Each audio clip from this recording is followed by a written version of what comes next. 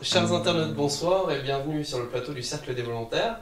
Ce soir, nous avons le plaisir de recevoir Florence Gauthier et Étienne Chouard. Bonsoir à vous deux. Bonsoir. Bonsoir. Alors Florence Gauthier, vous êtes maître de conférence en histoire moderne à l'université de Paris 7. Et je le mentionnais tout à l'heure, vous êtes notamment membre de la Société des études robespierristes. Donc pour certains, vous êtes une fasciste. Paraît-il que défendre Robespierre est fasciste dans notre société aujourd'hui.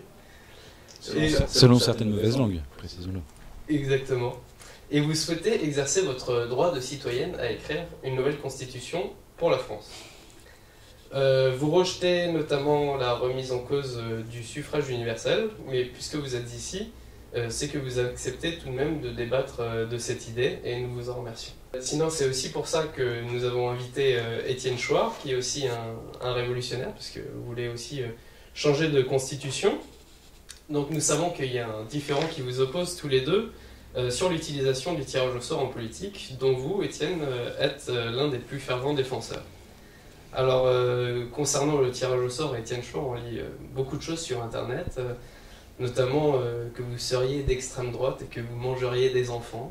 Bon, c'est pas ça, mais c'est presque ça. Toujours selon les mêmes mauvaises langues. Exactement. Étienne Chouard, comment cette idée de tirage au sort progresse selon vous actuellement ?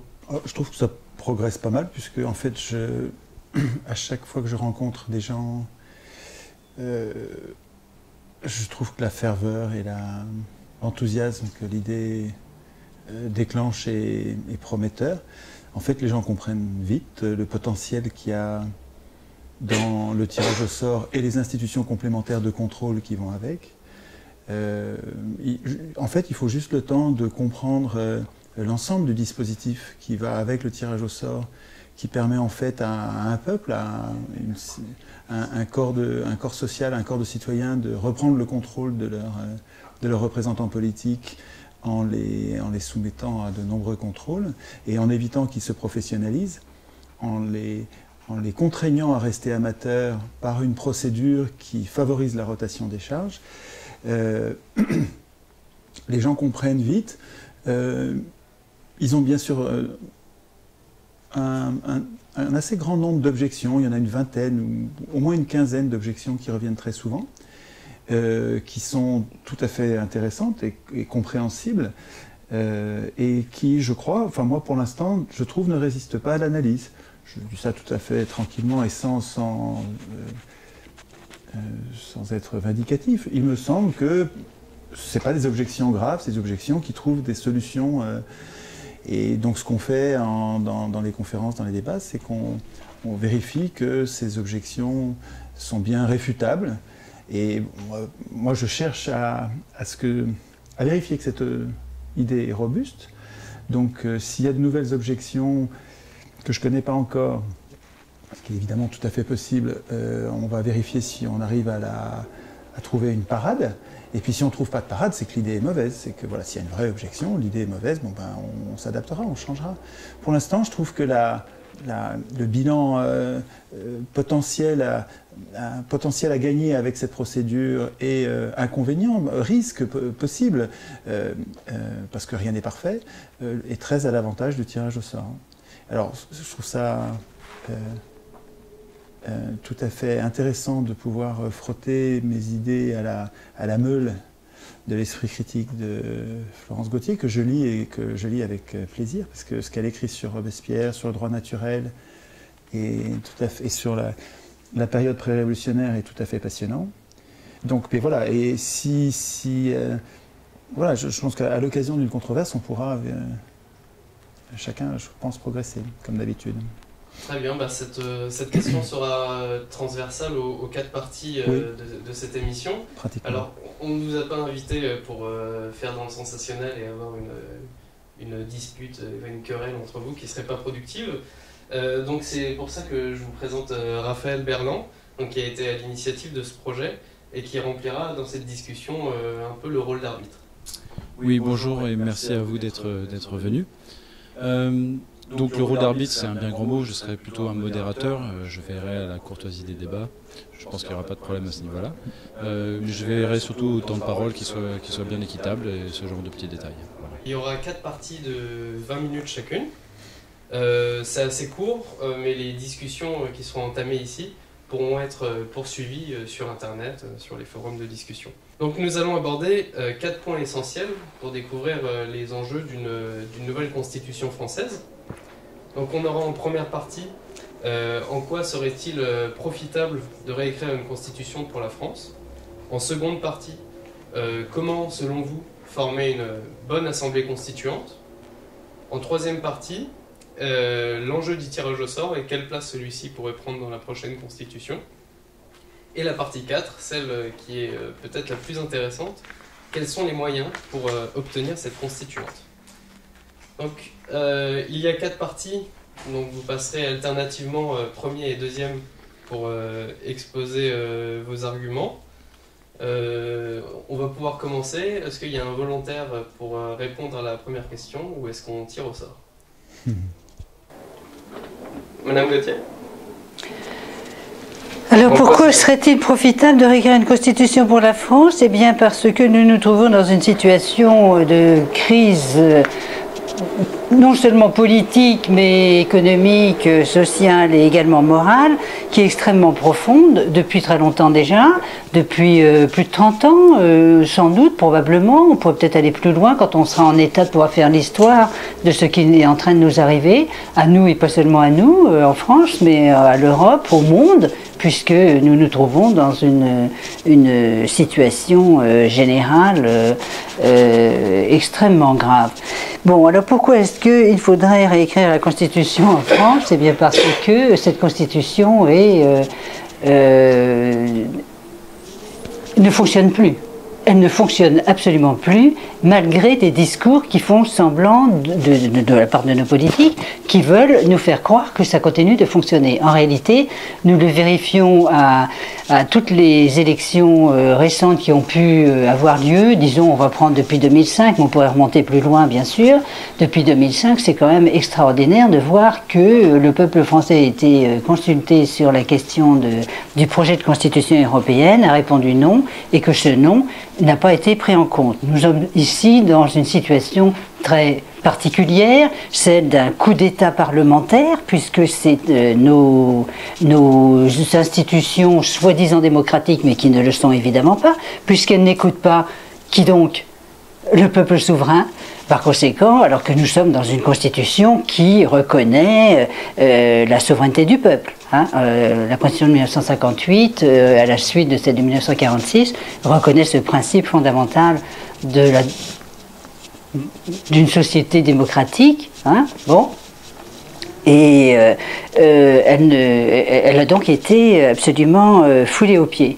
Nous sommes donc dans une étrange situation. Continuer de pratiquer les élections comme on l'a fait encore récemment, eh bien, c'est quelque chose qui, là aussi, permet de voir que ça ne fonctionne pas. Le peuple, visiblement, voudrait pouvoir s'exprimer et élire d'autres personnes, et il ne peut pas. Nous ne pouvons pas choisir les partis politiques et les députés que nous aimerions voir occuper ces places fondamentales. En plus, est-ce que le pouvoir législatif à l'heure actuelle, ce qu'on appelle pompeusement le Parlement, en reprenant un vocabulaire politique anglais, parce qu'on n'a jamais appelé cela en France, sauf récemment, le Parlement, je peux permettre de signaler, d'ailleurs c'est intéressant de vérifier à partir de quand on utilise un vocabulaire discutable, enfin, vraiment, enfin, quelque chose de bizarre qui est en train de se produire. Il y a tout un changement dans le vocabulaire politique, on pourra développer cette question, elle me paraît tout à fait intéressante, enfin bon, voilà, je ne fais que le signaler. Et notre Parlement exerce-t-il véritablement le pouvoir législatif? Non, dans la Constitution de 1958, telle qu'elle a été pensée par De Gaulle lorsque il s'est trouvé dans des circonstances historiques particulières, il a quand même tenu à faire une Constitution qui affaiblissait considérablement le pouvoir législatif Ce que j'entends par pouvoir législatif, on pourra le redéfinir dans la discussion parce que ça me paraît important. Et il est certain que le personnage principal, le rôle principal dans les institutions de la Constitution de 58, c'est le président de la République qui est élu au suffrage universel. Évidemment, c'est quasiment un monarque élu. Nous sommes dans un système spécial, une espèce de gouvernement mixte, pour parler de façon précise, qui mixte des formes, les 3 formes de gouvernement d'ailleurs que nous connaissons dans la tradition aristotélicienne. On n'a pas beaucoup évolué depuis, je crois, c'est-à-dire la monarchie, l'oligarchie ou l'aristocratie, comme on voudra, c'est la même chose, et la démocratie. Alors nous avons un mixte ici déjà, qui permettrait d'ailleurs d'ouvrir des discussions importantes, je crois. Ce mixte, c'est le président de la République qui est élu au suffrage universel en France et qui a un rôle premier, principal, et qui est une forme quand même monarchique. La classe politique, qui est une classe qui est formée, comme on le sait, dans certaines grandes écoles, ou à peu près pour la totalité des membres du gouvernement, ils sortent des grandes écoles de l'ENA et de Sciences Po. Et enfin, en général, il y a quelques échappés libres, mais en général, c'est quand même comme ça que ça se passe. Et nous avons affaire à une espèce d'oligarchie, d'aristocratie de la classe politique, c'est toujours les mêmes, on voit les mêmes trombines depuis assez longtemps, tout le monde le sait. Enfin, c'est prétexte à rire, quoi. Enfin, on peut se moquer de cela, mais en même temps, on n'a pas trop. Enfin, on se moque, mais ça ne suffit pas, parce que c'est quand même épuisant de voir toujours les mêmes trombines, précisément. Bon, voilà, ça c'est un grand problème qu'il faudra réexaminer, je pense, pour en sortir, pour chercher à savoir comment on peut en sortir. Et puis, on a au niveau de ce qu'on entend à la démocratie, simplement les élections au suffrage universel. Voilà. Alors, est-ce que ça suffit pour faire une démocratie? Évidemment non. Évidemment non.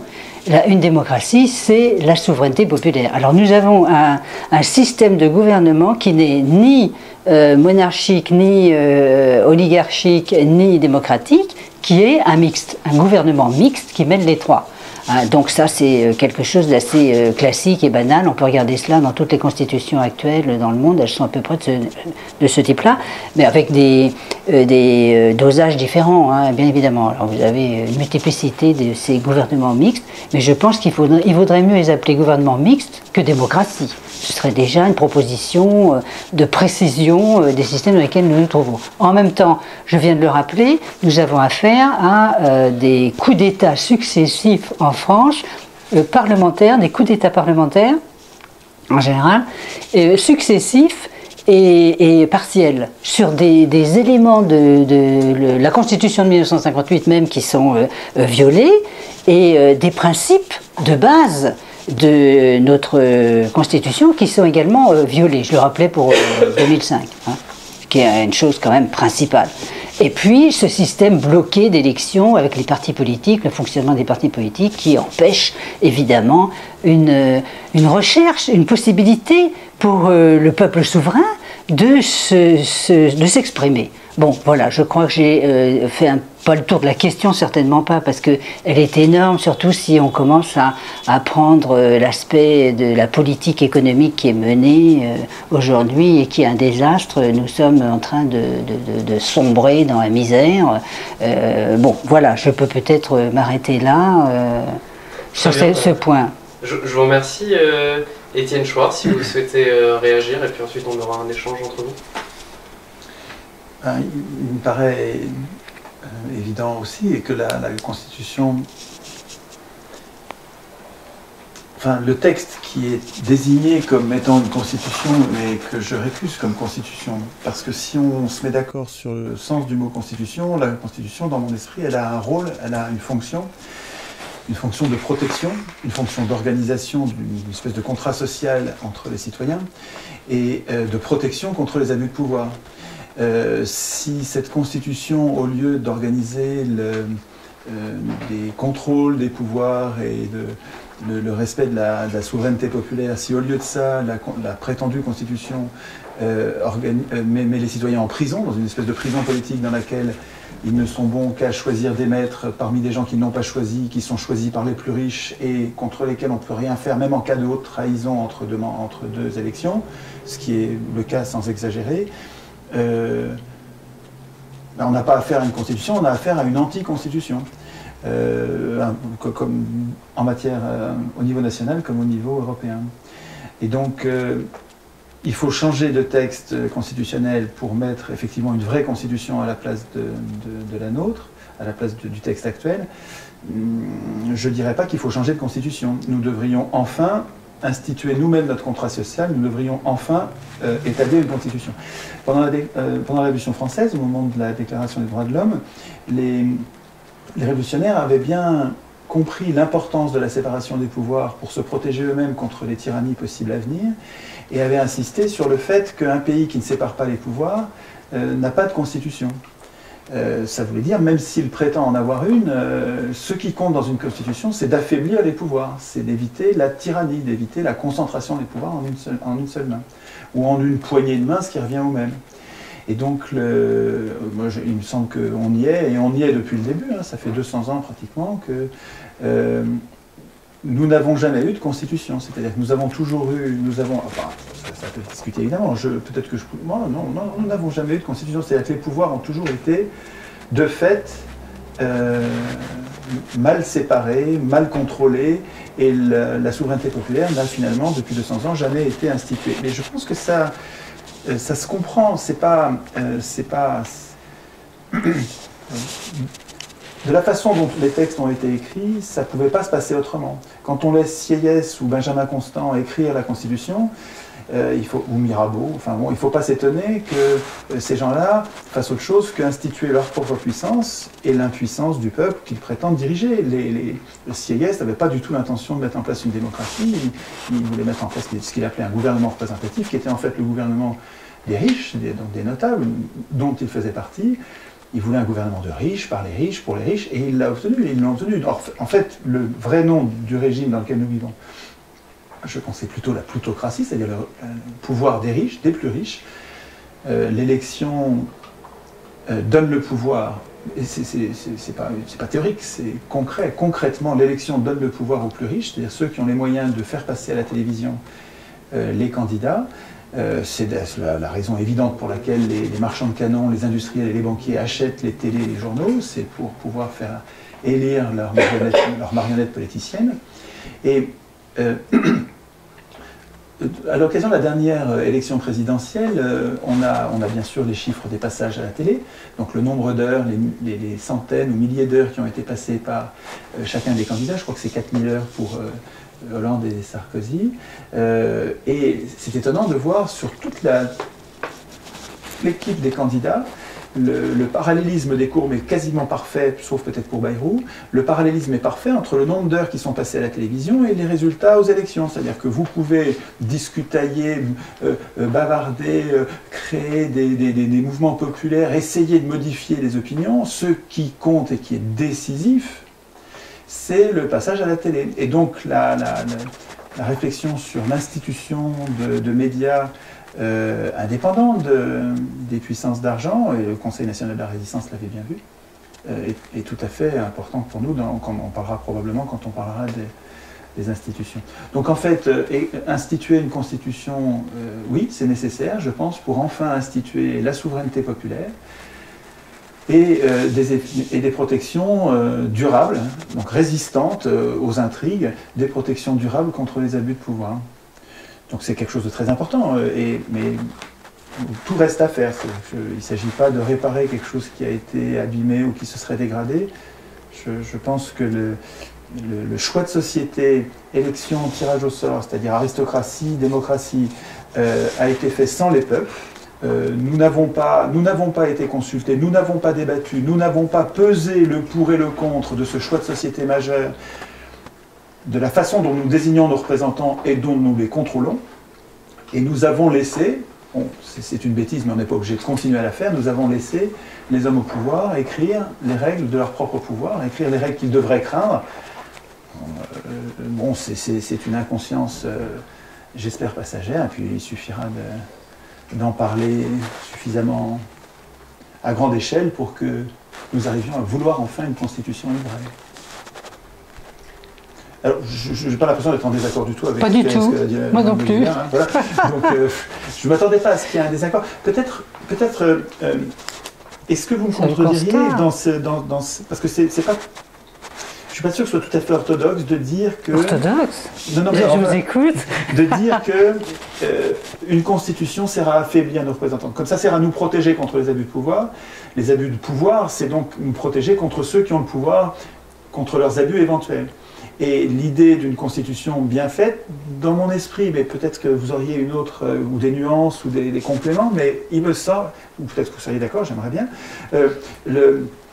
il me semble que les peuples feraient bien de découvrir que le texte de la Constitution n'est pas un texte poussiéreux, ennuyeux, qui est réservé à des experts, mais un texte qui devrait leur appartenir. Ils devraient s'approprier le processus constituant parce qu'ils ont compris que c'est le texte qui a au-dessus des hommes au pouvoir et qui devrait les inquiéter, qui ne les inquiète pas parce que nous les laissons écrire le texte qu'ils devraient craindre, mais si nous écrivions, nous, la Constitution, et je dis bien nous, n'importe qui vaudrait mieux que quelqu'un de compétent, mais en situation de conflit d'intérêts, et donc écrivant des règles pour lui-même. C'est ça l'idée du tirage au sort, mais il y a des alternatives au tirage au sort. Hein. Quand on discutera des modalités, il y a d'autres idées qui sont apparues à l'occasion des controverses qui permettent d'avoir une assemblée désintéressée, pour en parler on en parlera dans la seconde partie, qui est justement comment former une bonne assemblée constituante. Est-ce que vous avez quelque chose à ajouter avant la clôture de cette partie? Oui, enfin c'est sur cette question de l'objectif d'une constitution. Je suis bien d'accord avec vous que l'objectif d'une constitution démocratique a comme fonction, enfin, son objectif, c'est effectivement de protéger le peuple, voilà. Et de protéger et de permettre d'autoriser l'exercice de la souveraineté populaire en plein épanouissement, hein, évidemment. Ça, je suis tout à fait d'accord. Maintenant, dire qu'une constitution doit affaiblir, doit simplement comme cela affaiblir les pouvoirs, méfiez-vous, c'est un glissement terrible. Vous allez, si vous continuez comme ça sur cette façon de penser, vous aurez à ce moment-là un pouvoir impotent. Qu'est-ce que vous allez faire avec un impotent? Ben voilà. Mais non, il ne faut pas. Je veux dire, c'est pas comme cela qu'il faut aborder la question, il me semble. Il faut au contraire que le pouvoir, que la souveraineté populaire puisse s'affirmer, surtout dans une période comme la nôtre où nous sommes en plein débat. Vous pensez bien que les choses ne vont pas se passer bien gentiment. Hein? Bon, donc il faut avoir la puissance de la société de la façon la plus large possible pour précisément éviter les dangers en politique qui sont les plus dangereux, excusez-moi, mais bon, enfin les pires qui soient, c'est-à-dire coup d'État militaire, enfin des choses de ce type-là qui nous menacent aussi. Il faut pas, enfin je veux dire qui sont possibles,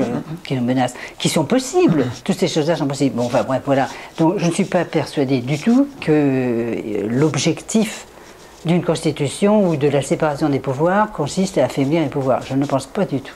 On pourrait dire les contrôler au moins. Mais bien sûr, mais ça c'est une toute autre affaire. Ça c'est le champ de fond de la politique. Moi, ce que je constate aussi, si vous voulez, je peux le dire comme ça rapidement, je suis effaré de constater que la connaissance de la politique, c'est beaucoup d'évaluer, dévaloriser, a disparu dans nos sociétés. Je veux dire, c'est effarant, quoi. Je veux dire, c'est dramatique. Voilà, on est réunis ici pour ça, parce qu'on en est conscient et qu'on a envie d'en sortir. Mais je pense qu'il y a des connaissances générales à retrouver, des choses à faire renaître, parce qu'on doit y parvenir. On y est parvenu dans le passé, il n'y a aucune raison qu'on ne puisse pas y reparvenir à nouveau. Enfin, voilà. Très bien. Bah alors, 2 minutes également pour Étienne Chouard, oui. Répondre à ce que vient de dire Florence Gauthier. Effectivement. Non, moi je trouve qu'on pourrait garder quelques minutes pour les questions suivantes parce que c'est consensuel. Voilà, et bien justement, tout à l'heure vous abordiez la question de comment on crée une bonne assemblée constituante. Alors, Étienne Chouard, vous avez la parole. Alors, en fait, j'observe que dans toutes les constitutions, en tout cas toutes celles que je connais, j'ai travaillé sur un grand nombre, sur toutes les constitutions que je connais, j'observe que est programmée la puissance des hommes politiques et l'impuissance des peuples. partout, à toutes les époques. Et j'essaie de comprendre d'où ça vient. Ça vient pas d'un complot, pas partout, pas à toutes les époques, c'est pas possible. Ça vient, il y a probablement un mécanisme, il y a probablement un phénomène, une circonstance universelle qui se reproduit à chaque fois, qui donne cet effet-là. Et il me semble que j'ai identifié quelque chose qui pourrait très bien être la cause de cette impuissance populaire programmée partout dans toutes les constitutions du monde, à quelques variantes près, hein, comme la Suisse et les pays qui bénéficient du référendum d'initiative populaire, donc qui sont dans la situation est moins grave, mais quand même dans la plupart des pays du monde, il n'y a pas de référendum d'initiative populaire, et vraiment l'impuissance populaire est totale. Elle est réduite à ce que je disais tout à l'heure, c'est-à-dire on est conduit, quand on n'est pas en dictature, donc on est conduit à choisir des maîtres parmi des gens qu'on n'a pas choisis, qui sont choisis par les plus riches, et contre les trahisons desquels on ne peut rien entre deux élections, avec juste un droit de parole, et encore un droit de parole dans l'agora où tout le monde parle en même temps, c'est-à-dire dans un brouhaha général où personne n'écoute, c'est-à-dire qu'en fait ça ne correspond pas du tout à l'Iségoria qui était droit de parole à l'Assemblée pendant que tout le monde se tait et écoute, qui était quand même autre chose.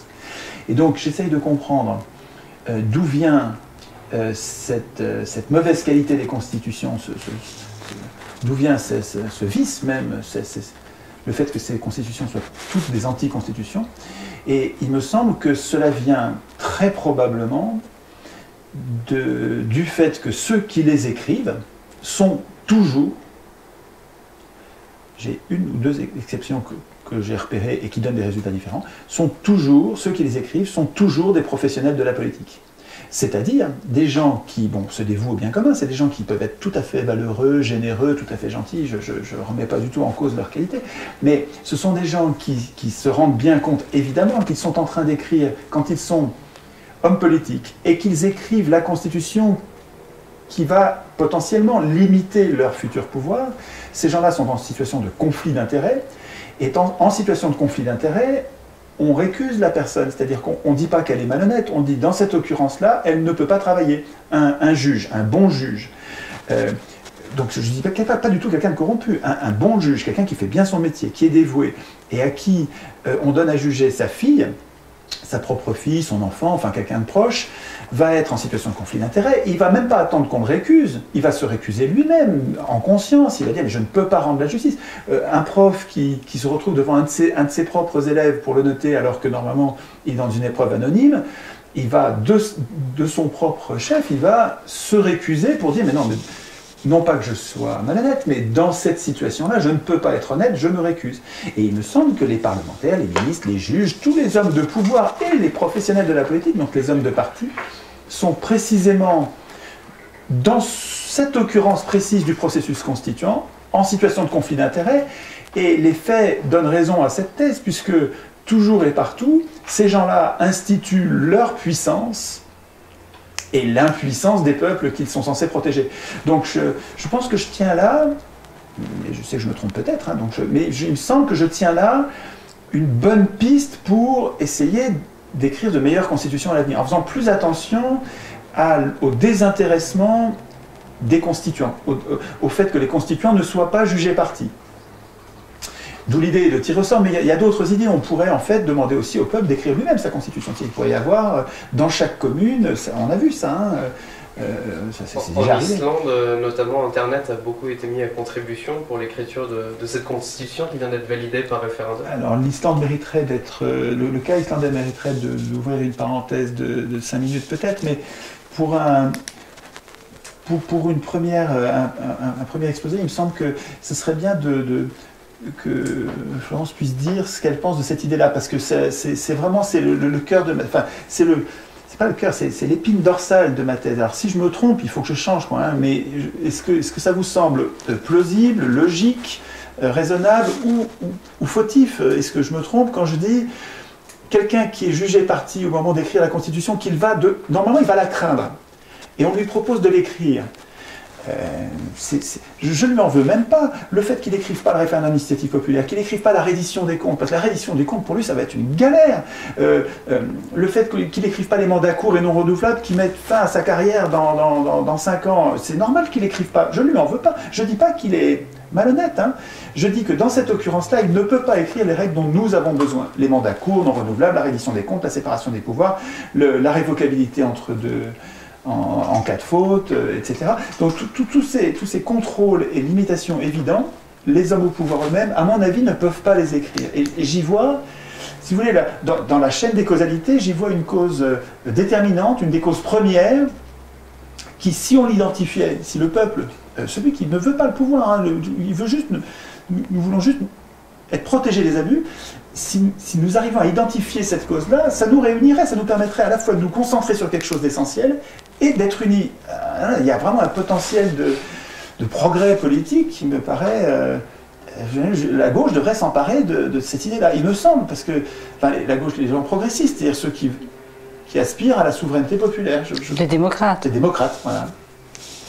Non, mais je suis tout à fait d'accord avec vous. Ce que vous voulez nous dire, c'est que ce que vous venez de nous dire, c'est que les puissants font très bien leur travail. Hein, ben voilà, très bien. Et c'est au peuple d'arriver à faire son propre travail.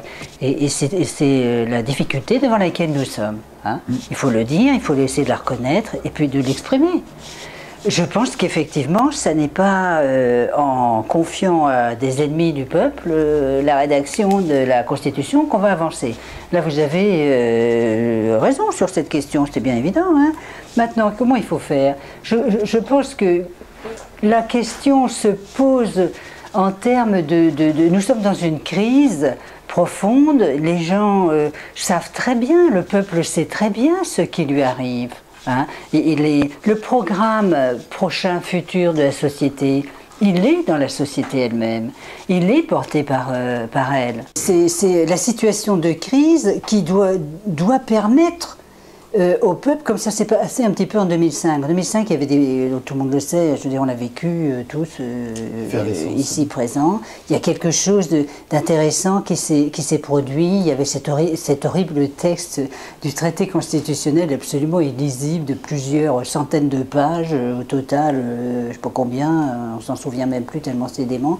Mais enfin, c'était d'un ridicule total. Bon, et il y a quelque chose véritablement qui s'est produit en France et ailleurs, qui a été l'intérêt que le peuple, hein, moi il faut l'appeler comme il est, je veux dire, je ne vois pas pourquoi on ferait l'économie et on l'appellerait autrement, le peuple enfin, le peuple donc a commencé à reprendre, s'approprier, se réapproprier son bien, c'est-à-dire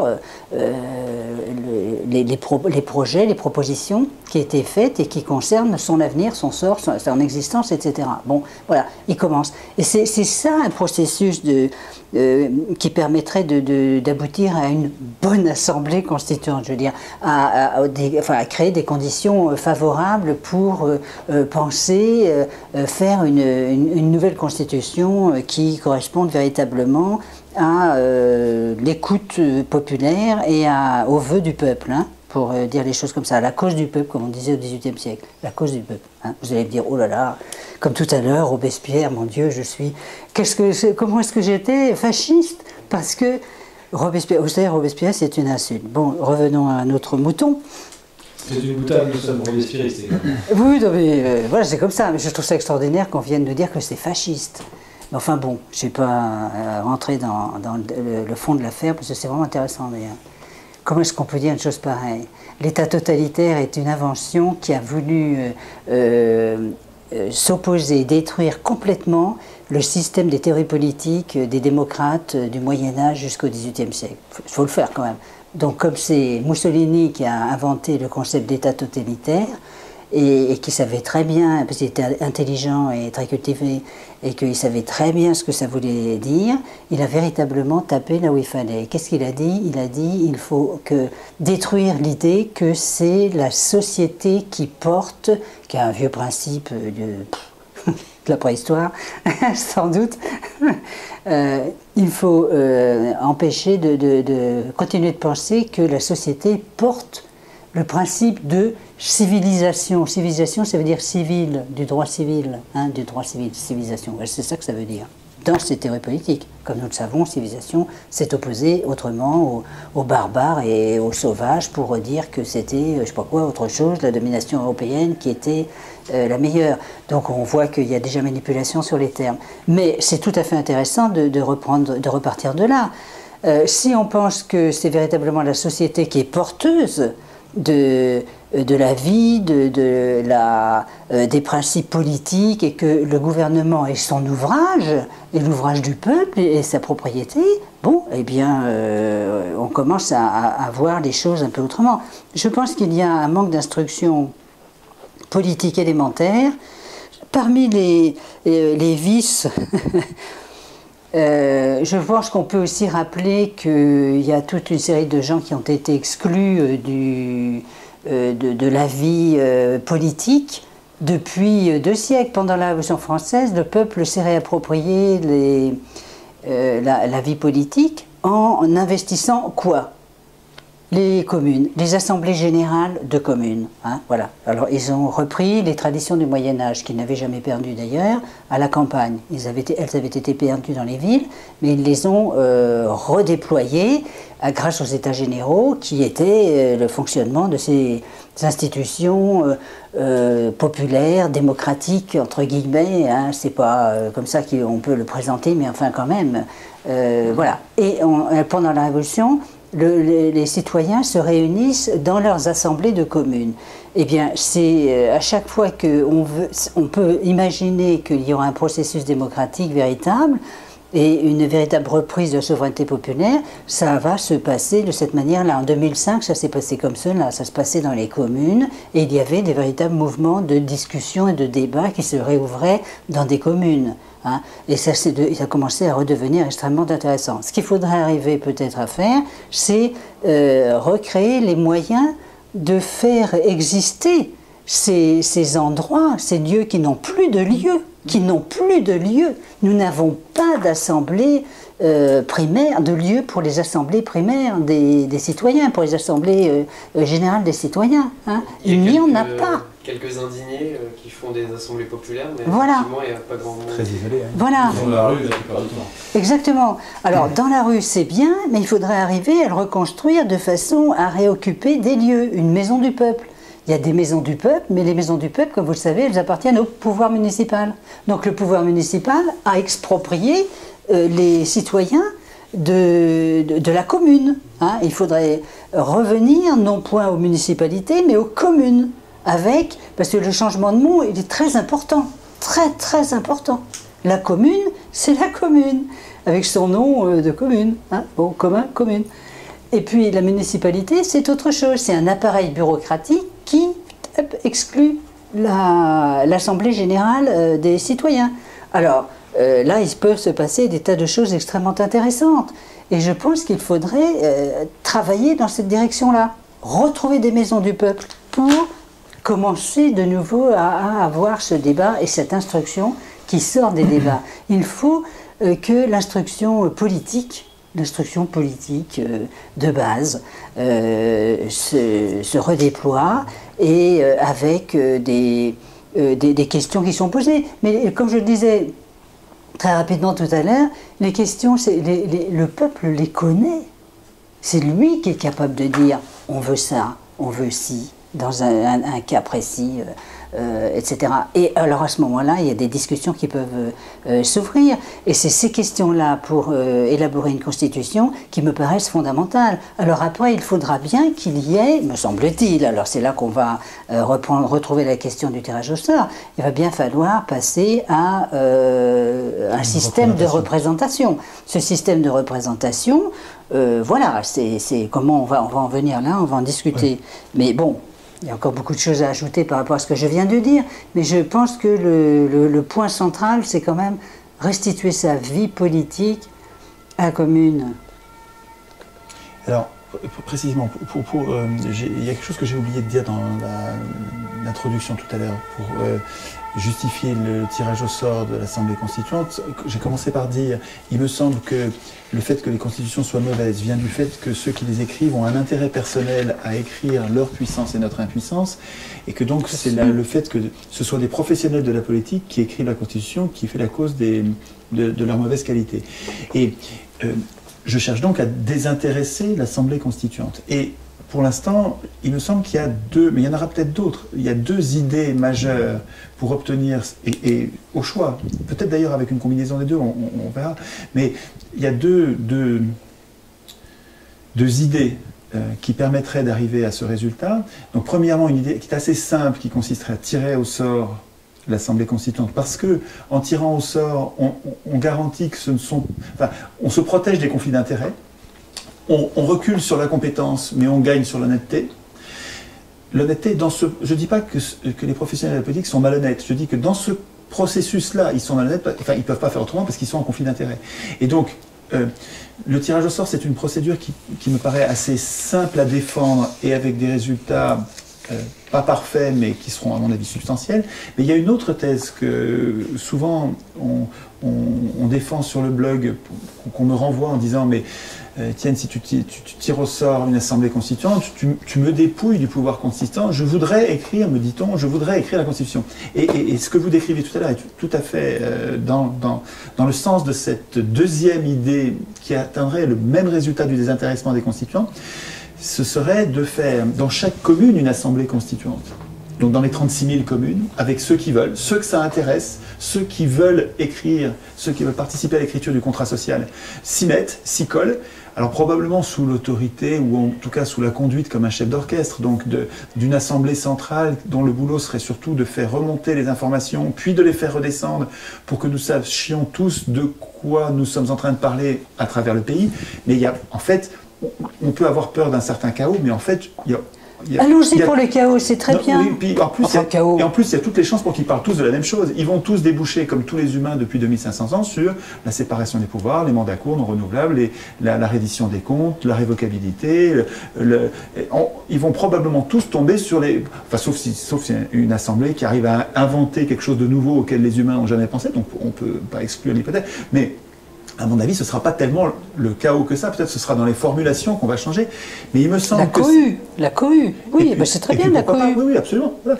Et alors, mais Florence, est-ce qu'on est d'accord sur l'idée que si on élit l'Assemblée constituante, ceux qui vont gagner les élections par construction, comme c'est le cas depuis 200 ans, c'est les partis politiques. Les élections donnent la primauté, donnent la victoire à ceux qui vont se regrouper. Par construction, non. Moi, il me semble que les partis politiques sont comme le résultat prévisible et vérifié de l'élection. C'est l'élection qui nous conduit au parti. Si nous n'avions plus d'élection, nous n'aurions plus besoin de parti et nous pourrions enfin écrire nous-mêmes nos lois dans le cadre de communes et de fédérations de communes et d'une fédération de communes. Et c'est pour ça que je vous dis, je me bats contre le faux suffrage universel qui consiste à désigner des maîtres pour que le vrai suffrage universel, nous votons, nous en train de voter nos propres lois et notre propre constitution. C'est ça pour moi le suffrage universel, c'est nous en train de voter nos propres lois et notre propre constitution. Je ne vois vraiment pas pourquoi vous voulez désintéresser l'Assemblée constituante. Il faudrait l'intéresser à la cause du peuple. Il faudrait l'intéresser à ce qu'elle travaille à la défense des intérêts du peuple. Alors voilà, donc allons-y maintenant. Les questions quand même fondamentales, c'est effectivement de faire renaître, réapparaître les conditions d'exercice de débats communaux dans les communes. Et puis il est bien évident qu'à ce moment-là, il y a plein de choses qui vont sortir. Elles vont émerger, se développer, etc. Alors les partis politiques, bien évidemment que les partis politiques sont un problème. Est-ce que ça veut dire qu'on va prendre le hasard du tirage au sort pour se dépêtrer des partis? Non, affrontons la difficulté des partis. Puisque les partis occupent le terrain, qu'est-ce qu'ils font les partis aujourd'hui? Ce sont de véritables petits États despotiques miniatures. Voilà. Ça fonctionne de façon pyramidale, totalement pyramidale. Il n'y a rien du tout de démocratique là-dedans, bien évidemment. Et ils ont un pouvoir considérable. Pourquoi ont-ils un pouvoir considérable? Parce que la Constitution le leur reconnaît. Et nous n'avons pas la possibilité de pouvoir non seulement nous réunir par nous-mêmes, c'est-à-dire le droit de réunion, que vous appelez le référendum, l'initiative populaire, etc. C'est ça, c'est le pouvoir du peuple de se convoquer lui-même.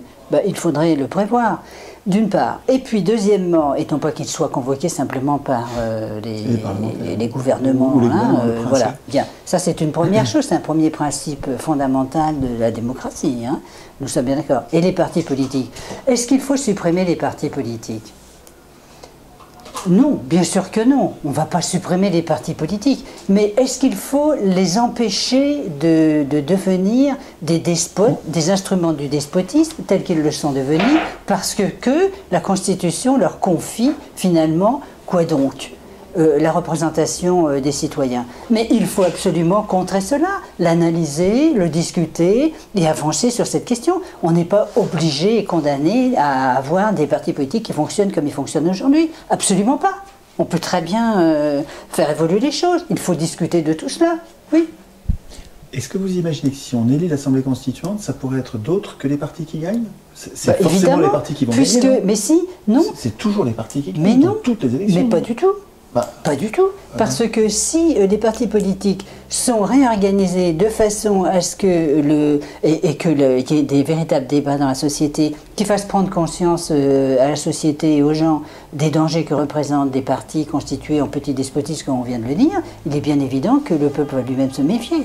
Mais pourquoi voulez-vous qu'il se méfie pas? On y est déjà. 70% des gens se méfient de tous les partis politiques. Mais bien sûr, mais on ne peut pas voter autrement. Alors voilà. C'est pour ça. Est-ce que on est complètement d'accord? Mais donc, puisqu'on ne peut pas voter autrement, imaginez qu'aujourd'hui nous élisions une assemblée constituante. Ok, insurrection. Non, mais c'est pas imaginer. Je veux dire, il y a un processus qui va se mettre en place. Oui, non, un processus qui se met en place avec une élection d'une assemblée constituante. Qui va présenter les candidats? Le PS, l'UMP, les Eh bien justement, il faut que les débats soient... Il faut faire valoir à nouveau la souveraineté populaire réelle. Il faut absolument mener des campagnes pour faire comprendre ce que c'est que la démocratie, la souveraineté populaire et les assemblées générales communales. C'est absolument indispensable. Il n'y a pas de démocratie sans ces trois éléments. Moi je pense, sérieusement. Sur cette question. Ben, je dois mal m'exprimer, parce que si vous voulez, le lien que je fais, je me trompe peut-être, mais le lien que je fais un lien direct entre la procédure électorale, donc la compétition électorale organisée avec le choix parmi les candidats, je fais un lien entre ça et la prééminence totale des groupements d'humains faits pour gagner ces élections, qui s'appellent les partis politiques. L'organisation d'élections nous condamne. Et je ne vois pas de contre-exemple, hein, en tout cas j'en connais pas, nous condamne aux partis victorieux et donc aux humains mis à l'écart. Donc ce que le passé nous a montré sans exception que je connaisse, je ne vois pas pourquoi on ne l'aurait pas à nouveau lors d'une élection. Si on élit l'Assemblée constituante, on va se retrouver avec des candidats professionnels de la politique qui vont être élus à l'Assemblée constituante et on va avoir à nouveau... Il me semble, c'est ça le danger que je vois dans l'élection de l'Assemblée constituante. On va avoir à nouveau des hommes au pouvoir qui écrivent les règles du pouvoir. Si je peux me permettre, donc, si j'ai bien compris le désaccord, vous pensez que si on fait une constituante aujourd'hui, les partis politiques occuperont le terrain. Mais ils gagneront l'élection. Vous pensez que si on l'organise aujourd'hui, il y aura une conscience sociale suffisante pour que les électeurs se méfient des partis politiques? Mais c'est absolument évident si le débat est posé dans la société. À partir du moment où on peut le poser et on peut vraiment aller à fond au fond de ces questions difficiles justement de ces partis politiques et comment les réorganiser, il y aura très certainement une conscience qui va se redéployer, se redévelopper. Maintenant, il est clair qu'il ne faut pas penser supprimer les partis politiques. Par exemple, Rousseau, dans le contrat social, pense qu'il ne faut pas de parti politique. Mais enfin, ça, c'est une erreur de sa part. Peu importe, on ne va pas aller jusque-là, c'est excessif. Mais c'est idiot en plus, je veux dire, c'est impossible. Mais il faut réglementer la vie des partis politiques. Et il faut qu'ils arrivent à le reconnaître. Et on les dénonce quand ils ne le font pas. Sans forcément les interdire, une solution pourrait être de les exclure du processus constituant. Mais bien sûr, oui, vous verrez, parce que c'est compliqué ce genre de choses, il faut être prudent. Il faut voir, ça, c'est pas nous qui avons décidé aujourd'hui, c'est beaucoup trop tôt, c'est prématuré, il faut... Très bien, écoutez, je vous remercie, on va marquer une première petite pause. Déjà on va reprendre les débats. Merci. Ok, nous voilà de retour sur le plateau du Cercle des Volontaires. Nous allons donc aborder la troisième partie sur l'enjeu du tirage au sort. Et on pourrait se poser la question, quelle place le tirage au sort pourrait-il remplir dans la prochaine constitution?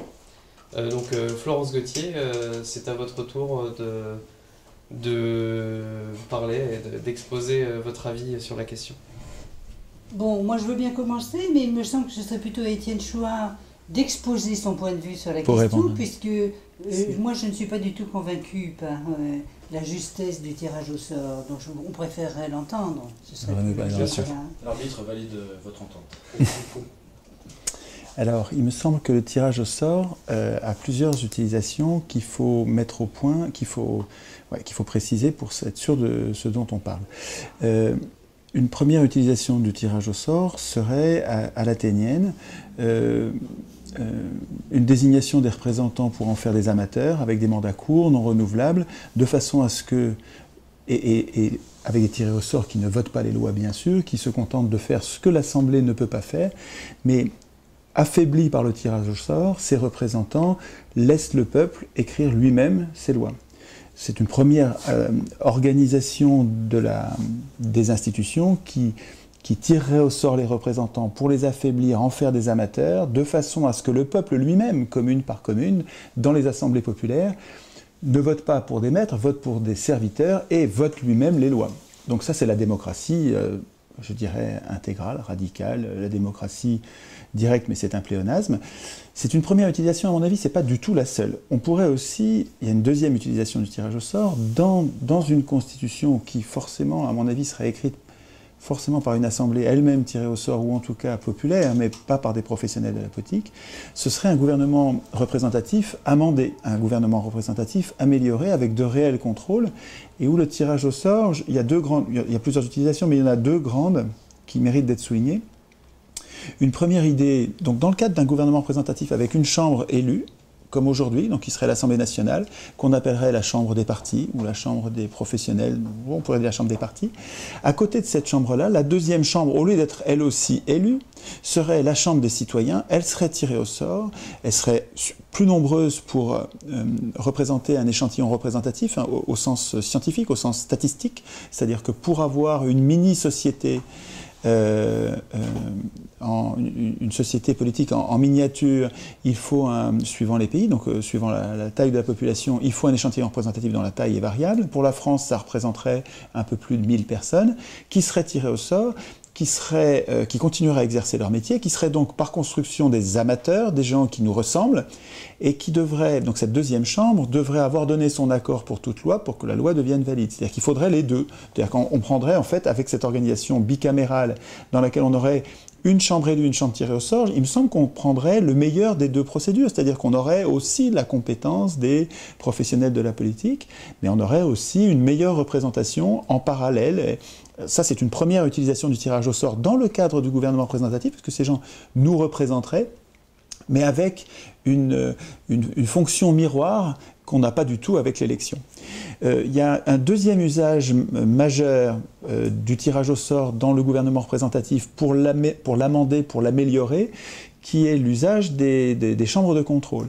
Des chambres de contrôle, donc ce qu'on pourrait appeler des jurés citoyens, ou des chambres de contrôle, seraient tirées au sort pour contrôler, par exemple, pour contrôler les médias, pour contrôler les juges. Il y aurait une chambre de contrôle tirée au sort pour contrôler les juges. Il y aurait une chambre de contrôle tirée au sort pour contrôler le gouvernement, enfin, ou en tout cas l'exécutif. Il y aurait même une chambre, on pourrait même imaginer une chambre de contrôle tirée au sort pour contrôler le Parlement, donc la double chambre dont je parlais tout à l'heure, sachant que ces chambres de contrôle n'auraient pas elles-mêmes le pouvoir de censurer les organes qu'ils contrôlent, parce que sinon ça deviendrait eux le porteur du pouvoir, et on aurait simplement déplacé le problème, mais ces chambres de contrôle tirées au sort auraient le moyen d'en appeler au peuple, en cas de manquement de n'importe lequel des organes, donc tous les organes, hein, j'en ai oublié, j'ai oublié la banque, j'ai oublié des organes très importants qu'il faut pouvoir contrôler, ou les instituts de sondage, les instituts de statistique, tout ça doit être sous contrôle, et les chambres de contrôle citoyennes devraient, à mon avis, être tirées au sort, et en appelleraient au peuple qui trancherait par référendum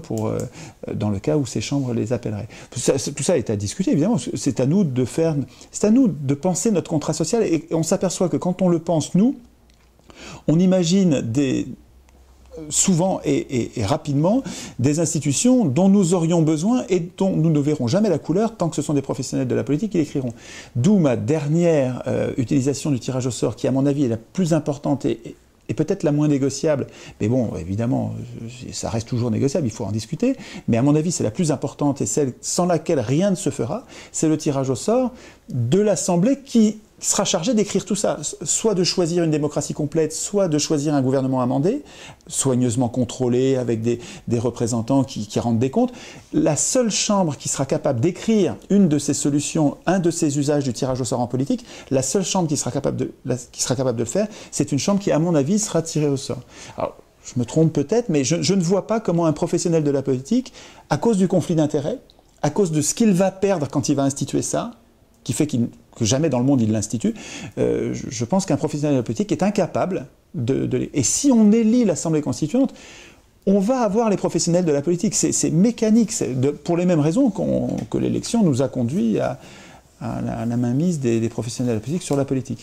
Donc voilà, ça fait plusieurs usages, mais à mon avis, si on précise de quoi on parle, on peut être d'accord pour l'un et pas d'accord pour les autres, et donc on n'est pas obligé d'être en bloc contre ou pour le tirage au sort. On peut dire non, ça et ça et ça, dans la démocratie complète j'en veux pas, parce que quand même c'est pas raisonnable, c'est trop complexe, la taille n'est pas bonne, on a une trop grande taille. Mais par contre, le tirage au sort des chambres de contrôle, ça paraît jouable. Et c'est vrai que jamais un professionnel de la politique n'écrira ça, donc peut-être qu'au moins une partie de l'Assemblée constituante serait tirée au sort. Il peut y avoir des positions médianes, hein, il peut y avoir des positions intermédiaires sur le tirage au sort. On n'est pas obligé d'être le chantre du tirage au sort ou l'ennemi du tirage au sort. Il me semble que introduire du tirage au sort dans la désignation et le contrôle de nos acteurs politiques est quelque chose de très prometteur. Et il ne faut pas attendre que les élus la défendent, ils ne la défendront jamais. C'est à nous d'en parler entre nous sous forme d'éducation populaire.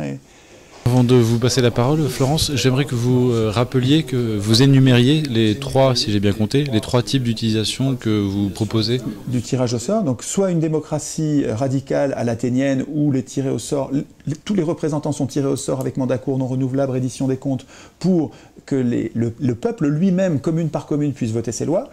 Soit gouvernement représentatif amendé avec double chambre, une chambre tirée au sort à côté de la chambre élue, et chambre de contrôle tirée au sort pour contrôler tous les acteurs politiques, y compris les acteurs élus, et d'autres tirés au sort.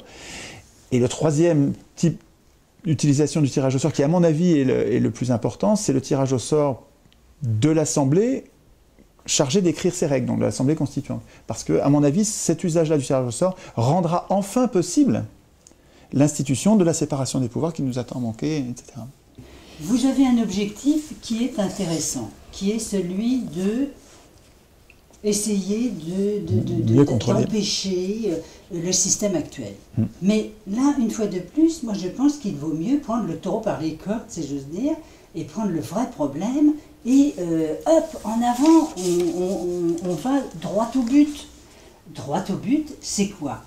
Il existe une institution vieille comme le monde et qui a été employée pendant des siècles, peut-être plus, qui s'appelle le fideikommiss, le commis de confiance, le commis de confiance. Et c'était le système qui était au centre même des pratiques populaires du Moyen-Âge et de toute la période moderne et de la Révolution française, hein, dans la période démocratique, qui est vraiment très intéressante. Mais j'ai l'impression qu'on ne le connaît plus. Alors je vais essayer de le rappeler si vous voulez bien.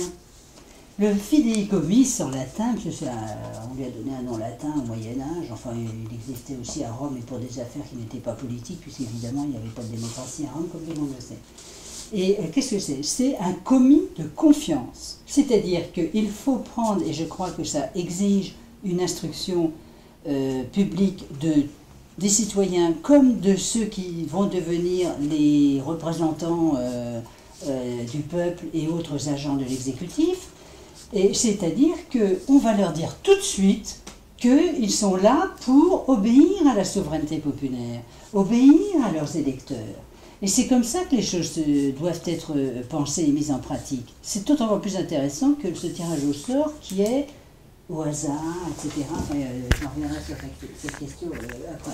J'explicite davantage. Alors, le commis de confiance, c'est quelqu'un qui est chargé d'une mission, hein, commis, commission, mission, par les commettants, les électeurs, pour faire telle chose. Alors, la première chose, c'est l'Assemblée des députés, et bien voilà, ce sera un fideikommiss. Le député sera un fideikommiss.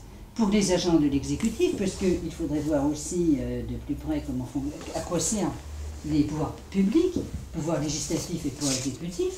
Il n'y en a pas un troisième d'ailleurs, un acte 2, c'est pouvoir législatif, pouvoir exécutif. Les lois qui commandent, qui font les choses, et l'exécutif qui les exécute. Je ne vois pas très bien qu'il y en ait d'autres. Si on en rajoute, c'est qu'on veut se compliquer la vie et créer des pouvoirs qui peuvent être extrêmement dangereux. Il faut faire attention.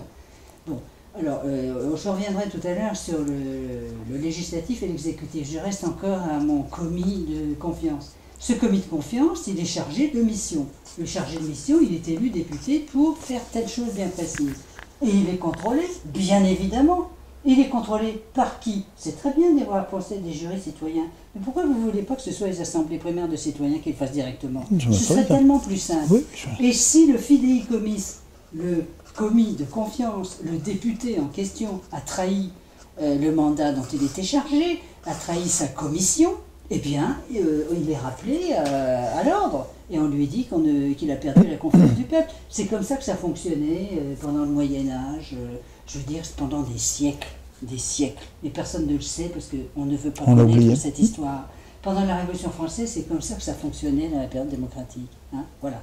Donc c'est extrêmement intéressant. Ah oui, pas sûr, et ça. Il y a, par exemple, la Révolution des 31 mai, 2 juin 1793, c'est exactement le rappel des mandataires infidèles. C'est comme ça qu'on l'appelait, le rappel des mandataires infidèles.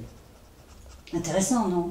Oui. Alors, il y avait 22 mandataires infidèles dans la Convention. Ils ont été rappelés par une mobilisation des citoyens qui sont venus, oui, c'était Girondins, qui sont venus des départements avec un rendez-vous le 14 juillet à Paris.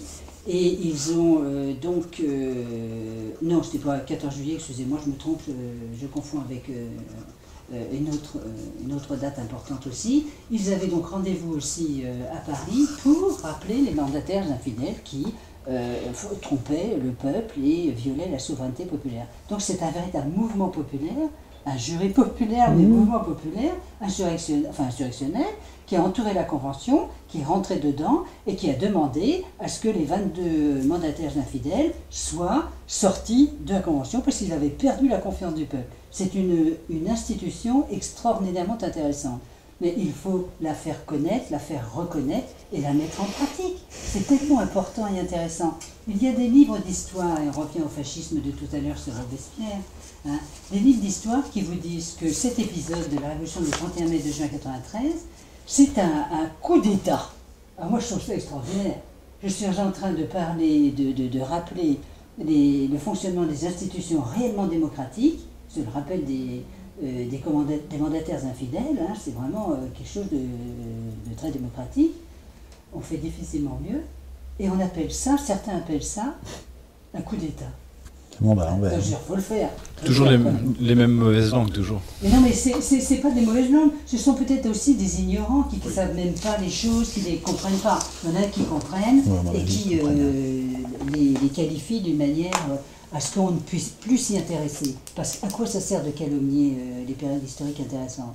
Ça sert précisément à désintéresser les jeunes hein, et les gens en général d'étudier la chose, bien évidemment. Hein, si on continue de dire que Robespierre est un tyran, un dictateur, je sais pas quoi, évidemment ça n'incite pas les gens à regarder ce qu'il a fait. Par exemple, hein, je prends Robespierre comme exemple. C'est justement pour ça qu'on parle du tirage au sort, parce que c'est une idée qu'on estime être assez calomniée, voire même diffamée. Donc justement, plus concrètement, sur les propositions d'Étienne Chouard et le tirage au sort, qu'est-ce que vous auriez à redire? Oui, qu'est-ce que j'ai à redire? Qu'est-ce que j'ai à dire? J'ai à dire que la politique n'est pas une affaire de tirage au sort. La politique est une affaire de conscience sociale. La politique devrait être ramenée à cela. Si on organise un système obscurantiste de tirage au sort avec des impuissants, comment voulez-vous que ça fonctionne? Il faut quand même réfléchir à ce genre de choses. Pourquoi vous parlez d'obscurantisme L'obscurantisme du hasard, du tirage au sort. Vous ne savez pas qui va être élu. Il vaudrait mieux savoir qui le sera. Je pense que ce serait plus intéressant pour tout le monde. Mais dans l'élection non plus, on ne sait pas qui va être élu. Comment on fait? Eh bien, on revient à la question des partis. Si vous ne voulez pas être trompés par les partis. Eh bien, il faut arriver à repenser le fonctionnement de partis politiques qui n'usurpent pas la souveraineté populaire. Et il faut limiter leur exercice et leur pouvoir. Je veux dire que c'est, une fois de plus, pourquoi mettre le problème à l'envers? Est-ce que je peux, juste, je vais essayer d'être court, est-ce que je peux revenir à la charge une fois? Je comprends que vous ayez peur. Quand vous dites obscurantiste du tirage au sort, parce qu'on ne sait pas qui va être tiré, vous avez peur, et je comprends, c'est bien sûr compréhensible, vous avez peur de tirer au sort quelqu'un qui va être soit incapable, soit malveillant. Les Athéniens, enfin, on a peur de tirer quelqu'un qui ne va pas faire l'affaire, qui ne va pas servir le bien commun. Et les Athéniens avaient bien sûr cette peur-là déjà, et pourtant ils ont tiré au sort pendant 200 ans. C'est bien le signe qu'ils ont trouvé des institutions complémentaires qui ont rendu le tirage au sort vertueux alors qu'il ne l'était pas au naturel. Alors regardez, j'ai découvert il y a 10 jours dans un colloque à Dublin sur le tirage au sort précisément, j'ai découvert une façon de le dire qui je crois est pédagogique, qui permet de montrer ce que ça a de pas inquiétant de tirer au sort plutôt que l'élection. Regardez, quand on fait le choix de l'élection d'un côté, puis le choix de tirage au sort de l'autre, quand on fait le choix de l'élection d'un côté, on porte notre contrôle, si nous choisissons l'élection, nous portons notre contrôle sur la désignation des acteurs, en leur faisant confiance et en renonçant au contrôle pendant leur pouvoir, pendant l'exercice de leur pouvoir. L'idée du tirage au sort, c'est de déplacer le contrôle, de ne plus contrôler la désignation, de faire confiance à chacun d'entre nous. Puisque nous disons que nous sommes tous égaux en politique, nous prenons acte de cette... Mais vous savez très bien que ça ne se passe pas comme cela. Attendez, c'est ça l'idée. On va voir peut-être sur la faisabilité, mais l'idée, c'est de déplacer le contrôle en ne le mettant plus sur la désignation des acteurs. On tire au sort n'importe qui, il y a quand même quelques contrôles, comme la docimasie, des contrôles qui permettent de vérifier qu'on n'a pas des fous quand même, mais on déplace le contrôle et on le met, plutôt que de le mettre sur la désignation, ça fait 200 ans qu'on voit que ça ne marche pas, plutôt que de le mettre sur la désignation, on le met sur l'exercice du pouvoir, c'est-à-dire qu'on ne fait pas confiance aux tirés au sort, on les tire au sort mais on s'en méfie. On ne s'en méfie pas au point de les priver de pouvoir. On va leur donner un pouvoir, mais en faisant attention. Et pendant l'exercice du pouvoir, il va y avoir des tas de contrôles, notamment la révocabilité à tout moment et la reddition des comptes en fin de mandat.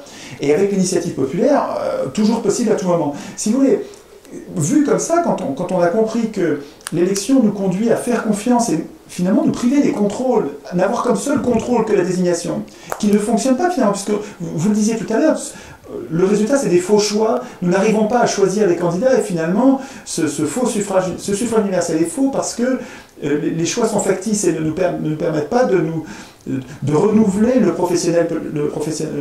personnel politique. L'idée du tirage au sort qui ne va pas toute seule, elle va avec les contrôles qui vont avec. L'idée du tirage au sort consiste à déplacer le contrôle. Constatant que ça ne fonctionne pas, nous déplaçons le contrôle vers l'exercice du pouvoir. Ça nous permet du même coup de désigner n'importe qui, puisqu'ils vont être contrôlés. D'abord, c'est jamais une personne seule, c'est des groupes. Et donc, si vous tirez au sort un groupe, vous n'allez pas avoir un groupe d'affreux ou un groupe de malades. Si c'est tiré au sort, vous allez en avoir peut-être quelques-uns. Mais comme de toute façon, ils sont contrôlés comme le lait sur le feu, ils sont révocables. Quand on s'aperçoit que le tirage au sort a tiré au sort un affreux, on peut le révoquer à tout moment. Et puis, de toute façon, en fin de mandat, ils vont rendre des comptes avec des punitions. Ces gens-là qui savent qu'ils vont être punis, qui savent ensuite qu'à la sortie de leur mandat, ils vont redevenir comme nous. C'est-à-dire que c'est des mandats courts, non renouvelables, et du même coup, le gouvernant là, du moment, il va avoir une mentalité complètement différente parce qu'il a un mandat court et non renouvelable, il va nous gouverner comme s'il se gouvernait lui-même, alors que les élus d'aujourd'hui, on voit bien qu'ils se comportent comme... Ils se votent des mesures exorbitantes du droit commun à tout bout de champ, ils ont des exemptions d'impôts, ils ont des conditions favorables pour le chômage, des conditions favorables pour la retraite, des conditions de revenus faramineuses. Ces gens-là se votent à eux-mêmes des conditions exorbitantes du droit commun et ne se comportent pas du tout comme s'ils allaient être prochainement gouvernés. Ils sont gouvernants à vie. Alors que le tirage au sort précarise ces gens-là. Et en prenant parmi nous le personnel politique et en l'amateurisant, j'invente le mot, j'en ai besoin, en le rendant amateur par construction, nous améliorons, mais dans la structure du truc, sans même savoir qui va être nommé, parce que ces gens-là vont bientôt être gouvernés par les lois qu'ils sont en train de produire, c'est ça l'idée de la démocratie, ils vont produire un meilleur droit, de meilleures règles, plus proches de l'intérêt général. C'est pas idiot comme idée, ça. Vous comprenez, c'est pas... moi, je pense que... Ça vous inquiète toujours autant après attendez. Il y a... on est rentré dans une vie où on perd son temps à ne faire que des contrôles de machin. Et alors, la politique, ça sert à quoi? Est-ce que ça sert à s'amuser à faire des contrôles de gens qui ont été tirés au sort? Allons, voyons. Je pense qu'il faudrait revenir aux questions fondamentales de base. À quoi sert la politique? À quoi sert l'exercice des pouvoirs publics? Quels sont les pouvoirs publics qui sont importants? Comment faut-il les organiser? Il faut séparer le législatif et l'exécutif, ça ne suffit pas. Il faut ensuite, pour commencer, que le législatif soit subordonné déjà à des grands principes.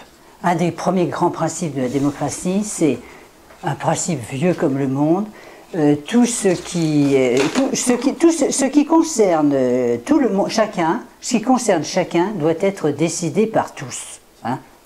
Voilà, c'est une définition essentielle. Au Moyen-Âge, c'est comme ça qu'on pense. Et dans toute la période de la Révolution française aussi, du Moyen-Âge jusqu'à la Révolution française, c'est comme cela qu'on le pense. Il y a donc des principes, pas du tout, mais non, c'est ridicule, la démocratie directe, nous allons y revenir si vous y tenez. J'y viens. Pourquoi ajouter démocratie directe? On va voir. Mais pas du tout. Mais pas du tout. Mais non, vous me laissez? Bien. Alors, il faut qu'il y ait des principes qui soient des principes généraux d'organisation de la société. Une déclaration des droits qui a une signification. Je pense que c'est important que ces choses-là puissent exister et qui permet d'avoir une boussole pour se diriger dans la politique qui est compliquée. Alors, ça veut dire que le législatif doit être subordonné à cette déclaration des droits de l'homme, par exemple, et du citoyen, hein, qui joue un rôle très important et qui est le premier texte d'instruction publique de tout le monde. Des citoyens qui ont été décidés par la société elle-même, bien évidemment, c'est une émanation de la société, et par ceux qui vont remplir les fonctions publiques. Le législatif doit être séparé de l'exécutif. Pourquoi ? Pourquoi faut-il les séparer? Il faut l'expliquer, de façon à ce que ce soit tangible, compréhensible. C'est parce que l'exécutif est très dangereux. L'exécutif est dangereux parce qu'il peut interpréter, si on le laisse faire, les lois, et il le fait comme il l'entend. Et ça, c'est très dangereux. Ça s'appelle la tyrannie, le despotisme du pouvoir exécutif. Le pouvoir exécutif doit être étroitement surveillé. Et donc, il faut se donner les moyens de le faire pour empêcher que... Alors, il y a des différents systèmes que l'on connaît bien tout de même, parce que vous croyez qu'on ne fait de la politique que depuis 2 siècles et qu'avant on vivait comme à 4 pattes, sans doute, enfin, je ne sais pas très bien où, mais je ne le pense pas du tout. On vivait en politique aussi, et il y a toute une série d'expériences qui sont extrêmement intéressantes. Hein. Bon, alors, on n'est quand même pas dans la nouveauté la plus totale.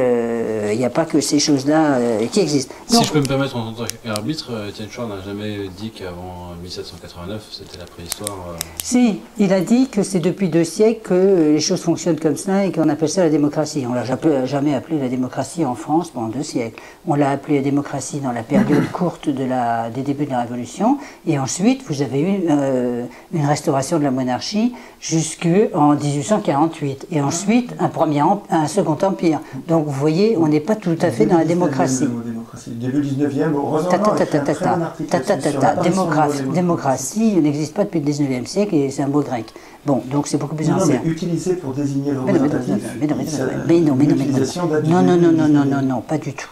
C'est tout à fait erroné. C'est la Troisième République qui a commencé à faire une république avec un suffrage universel masculin, parce qu'on a supprimé le vote des femmes qui existait depuis le Moyen-Âge jusqu'à la Révolution française comprise. Bon, voilà. Hein.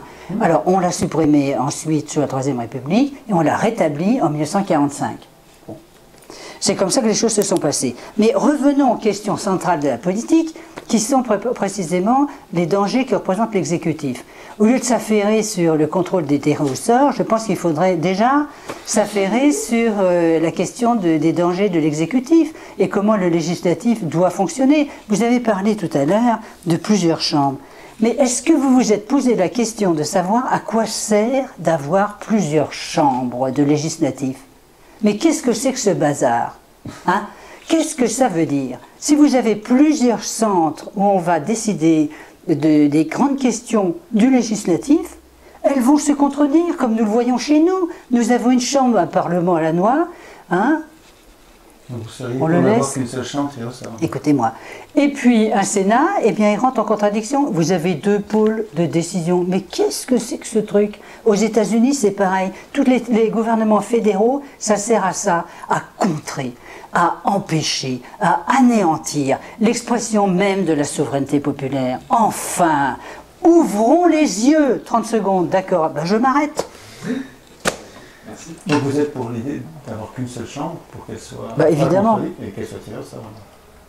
Mais pas du tout. Pourquoi voulez-vous une fois de plus que je m'ennuie avec ce tirage au sort qui est obscur? Une chambre tirée au sort, elle nous Mais ressemblerait pourquoi tous. voulez-vous que ça me ressemble? Moi, j'ai pas Parce que du vous tout avez envie la qu'on me même chose. ressemble. Mais je m'en fiche.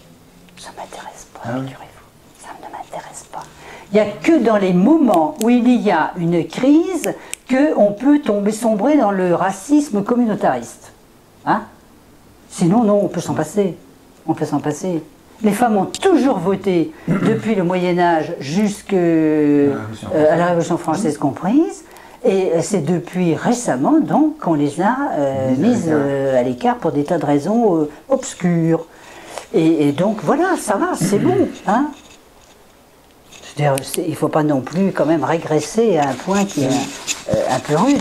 Maintenant, j'aimerais quand même reprendre la question du tirage au sort, si c'est possible. Enfin, on verra.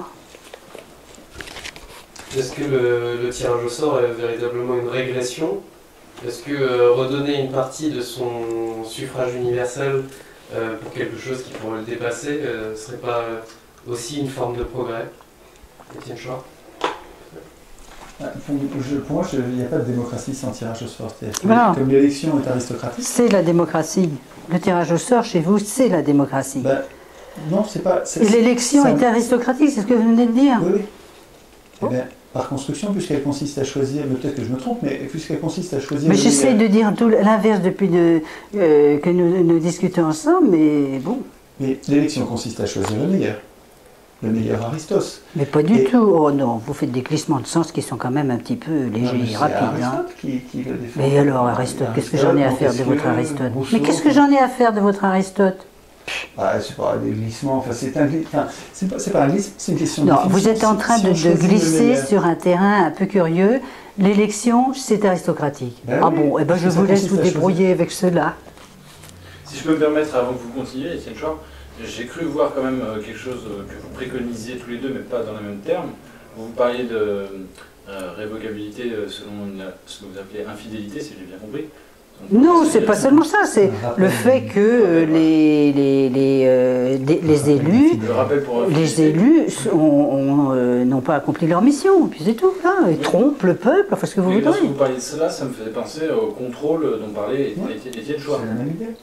C'est- Si vous voulez. Attendez, non, alors, on va pas commencer à dire qu'on est d'accord là-dessus, hein, parce que je trouve que c'est légèrement abusif. Il faudrait quand même pas exagérer. Moi, je dis qu'il y a, avec le fidéicomis, c'est-à-dire le commis de confiance, une élection qui est contrôlée, qui n'a rien à voir avec votre dernière mouture d'une élection qui est forcément aristocratique. Ça n'a pas de sens, ça. Hein.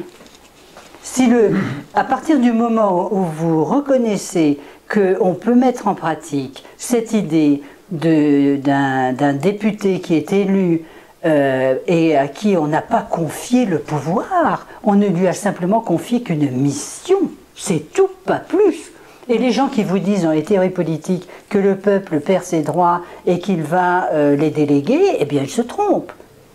Le peuple souverain, les citoyens n'ont pas à déléguer leur pouvoir. Ils doivent les conserver, ils les conservent justement avec l'institution bien connue du commis de confiance. Hein? Et cette personne, si elle a perdu la confiance du peuple, eh bien elle est révoquée, bien évidemment. Est-ce que c'est compréhensible cela? Je le souhaite. Parce que c'est une question fondamentale. C'est une réponse à toute une série de problèmes qui est extrêmement intéressante. Absolument, Florence. Mais je suis Alors, vous continuez de vouloir le tirage au sort, mais vous ne pouvez plus me dire maintenant, je l'espère, que l'élection d'un fidéicommis est aristocratique tout de même. Pourquoi? Et c'est pas un grand mot pour moi, aristocratique, puisque c'est les meilleurs. Mais c'est pas la question. Écoutez, arrêtez de faire semblant. Mais je ne vous ai pas demandé qui étaient les meilleurs. Je m'en fiche totalement. Les gens qui s'autoproclament les meilleurs, je ris. Ils sont nommés par, vous dites, le fidéicommis, on nomme ceux qui ont. Les citoyens ont décidé que X représenterait leur demande de façon. Mais pourquoi est-ce que vous voulez qu'ils le considèrent comme. Pourquoi est-ce que vous voulez qu'ils le considèrent comme le meilleur? Ils ont pris un commis. Commis, vous comprenez le mot? Oui, bien sûr. Vous comprenez le mot? Un serviteur. Voilà. Oui, bravo. Absolument. Bravo. Oui, absolument. Mais pas de plus. Absolument. Alors ne venez pas me glisser des meilleurs. Nous ne sommes pas dans une aristocratie. Trop facile. Je le refuse. D'accord, Florence. Le système du fidéicommis consiste à choisir des représentants qui vont rester des serviteurs, qui vont avoir une mission et qui vont être sous contrôle, qui vont avoir. Mais bien sûr, mais bien sûr, et qui doivent faire des redditions de comptes et qui sont responsables. La question ici, mon cher Étienne, la question c'est la responsabilité. Si les gens ne sont pas responsables, nous avons le système actuel où on fait n'importe quoi. Florence, on est complètement d'accord. Sur le respect du mandat, en fait. Alors, Florence, on est... Mais bien sûr, de la mission. Si le député doit être élu pour participer à quelque chose, il a ce mandat-là. D'accord. On est dans le cas de figure qui m'intéresse tout à fait, dans lequel on améliore le gouvernement représentatif en contrôlant nos représentants. Oh là là, vous me cassez les pieds avec vos gouvernements représentatifs, je suis désolé, mais je commence à être fatigué d'entendre ceci. Vous ne savez pas ce que c'est que le gouvernement représentatif, si vous voulez, je vous l'explique. Mais je voudrais bien aussi reprendre l'histoire du tirage au sort à Athènes. Alors, il y a 2 points sur lesquels je voudrais intervenir, mais je vous assure que vous faites un contresens trop facile, une fois de plus, comme vous essayez de le faire précédemment sur un glissement de terrain dangereux entre l'élection aristocratique. Non, non, non, non, non, non, je ne me laisserai pas avoir là-dessus. Et deuxième point sur lequel je ne me laisserai pas avoir non plus, c'est votre interprétation très étriquée du gouvernement représentatif. Alors, la parole est avec... je voudrais juste dire, en admettant, je sois complètement d'accord en disant c'est ça qui me faut. Mais moi je m'en fiche que vous soyez d'accord. Non, mais attendez, vous allez voir. Oui, pardon. Admettons que le fidéicommis soit ce qu'il nous faut, absolument. Et vraiment, je suis tout à fait d'accord pour dire ce serait une très bonne organisation dans laquelle les acteurs politiques seraient sous notre contrôle, avec une mission précise et sous notre contrôle. Et responsable. Et responsable. Florence, on est d'accord. Ma question est, à votre avis, est-ce qu'une assemblée constituante élue parmi les professionnels de la politique va écrire cette responsabilité? Est-ce que les professionnels de la politique, à votre avis, sont capables, en tant que professionnels de la politique, est-ce qu'ils ne sont pas en conflit d'intérêts qui leur interdit et qui explique qu'ils ne l'écrivent jamais? Est-ce que ce n'est pas ça qui explique que le fidéicommis ait disparu? Vous nous l'avez déjà dit 4 ou 5 fois. Hein, alors moi je vous réponds. Le processus d'organisation d'une assemblée constituante ne se fait certainement pas en 24 heures. Et elle ne va pas se faire de façon piégée, il vaudra mieux éviter. Alors donc, il y a un processus qui va s'ouvrir, et à ce moment-là, nous avons un mouvement populaire qui doit, il faut aussi que vous fassiez confiance au peuple, un mouvement populaire qui va, lui, participer à l'élaboration du projet de constitution, des lois, etc., et élire des mandataires qui seront chargés de défendre tel et tel point de vue. Nous avons déjà essayé de résoudre le problème de l'élection du député mandataire et la question du parti politique, dont nous ne sommes plus dans l'ambiance de piège que vous aviez raison de souligner tout à l'heure, c'est le fonctionnement actuel. Mais si nous le changeons, si nous arrivons à le transformer de façon consciente, on arrivera à construire autre chose. Voilà ce que je dis. Hein? Étienne Jean, si vous voulez conclure avant que l'on passe aux moyens pour obtenir cette conclusion. J'essaie de trouver, je dois mal m'exprimer, j'essaie de trouver d'autres mots peut-être pour... Qui va être capable d'écrire le fidéicommis? Qui va être La capable? société entière D'accord, d'accord. va le faire. D'accord. Alors, voilà, tout à fait. Alors, est-ce que Ce sera mieux. donc, ce sera mieux que tirer au sort l'Assemblée constituante, c'est-à-dire que le peuple lui-même, c'est ce dont je parlais tout à l'heure, c'est-à-dire que pour arriver à un processus constituant désintéressé, c'est-à-dire où il n'y ait pas de conflit d'intérêts, il y a cette histoire du tirage au sort de l'Assemblée constituante qui vous fait peur, que vous ne validez pas du tout, mais par contre, il y a cette autre idée où, commune par commune, nous écririons nous-mêmes, ceux qui veulent dans chaque commune écriraient la constitution qu'ils souhaitent, et puis il y aurait un système, une fédération, enfin un regroupement. Il faudrait qu'il y ait un chef d'orchestre pour que, pour le pays, on fasse remonter les projets, les idées, les réclamations, les suggestions de constitution de chacune des communes, puis que l'Assemblée centrale fasse redescendre l'information pour que les communes sachent qui se décident. Mais on est d'accord là-dessus. Donc, on n'aurait pas besoin de tirer au sort parce que nous l'écririons nous-mêmes. Donc on l'écrirait sans représentant. Mais non, mais tout de suite vous êtes excessif, c'est ridicule. Si vous voulez faire les choses bien, c'est évident qu'il faut que ça monte, ça redescende, ça monte et ça redescende. C'est évident.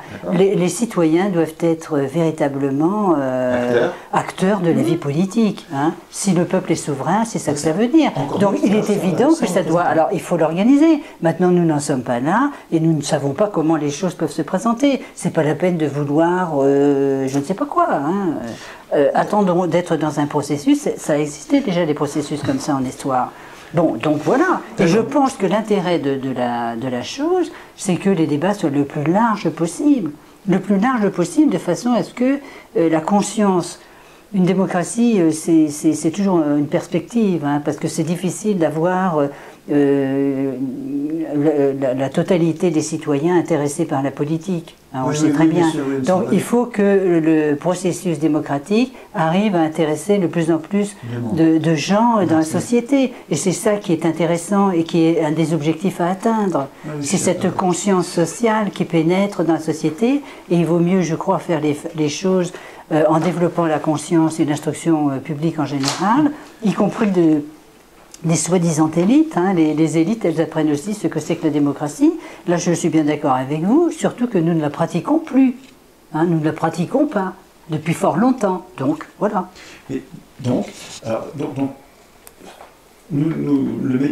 meilleure façon d'écrire notre constitution, ce serait de l'écrire nous-mêmes, village par village, et puis de nous coordonner entre nous. On verra si c'est village par village, vous verrez bien. Il y aura des débats larges sur des questions de fond.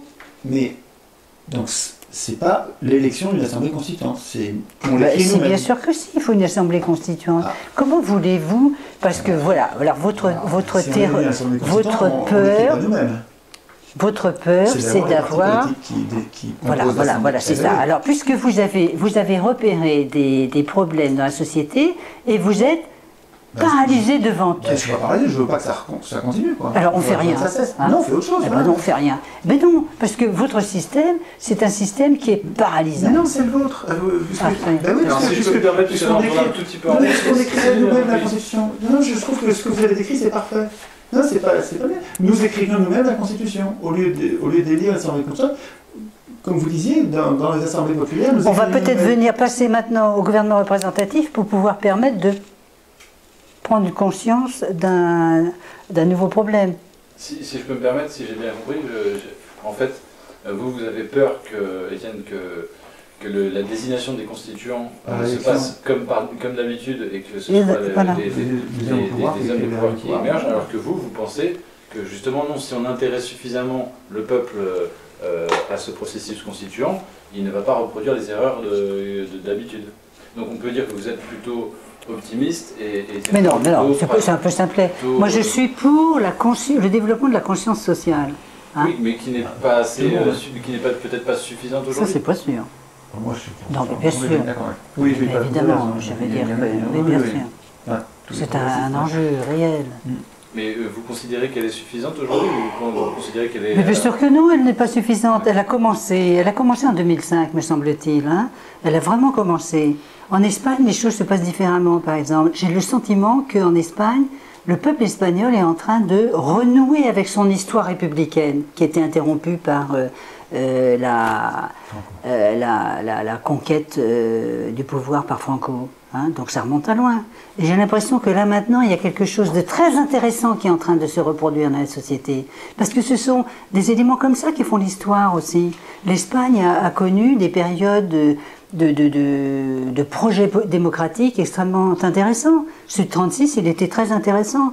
Et j'ai le sentiment qu'aujourd'hui, les jeunes indignés espagnols en particulier, parce qu'il y en a beaucoup, c'est un mouvement devenu mondial, les indignés espagnols sont véritablement en train de commencer à recomprendre et s'emparer de leur propre histoire.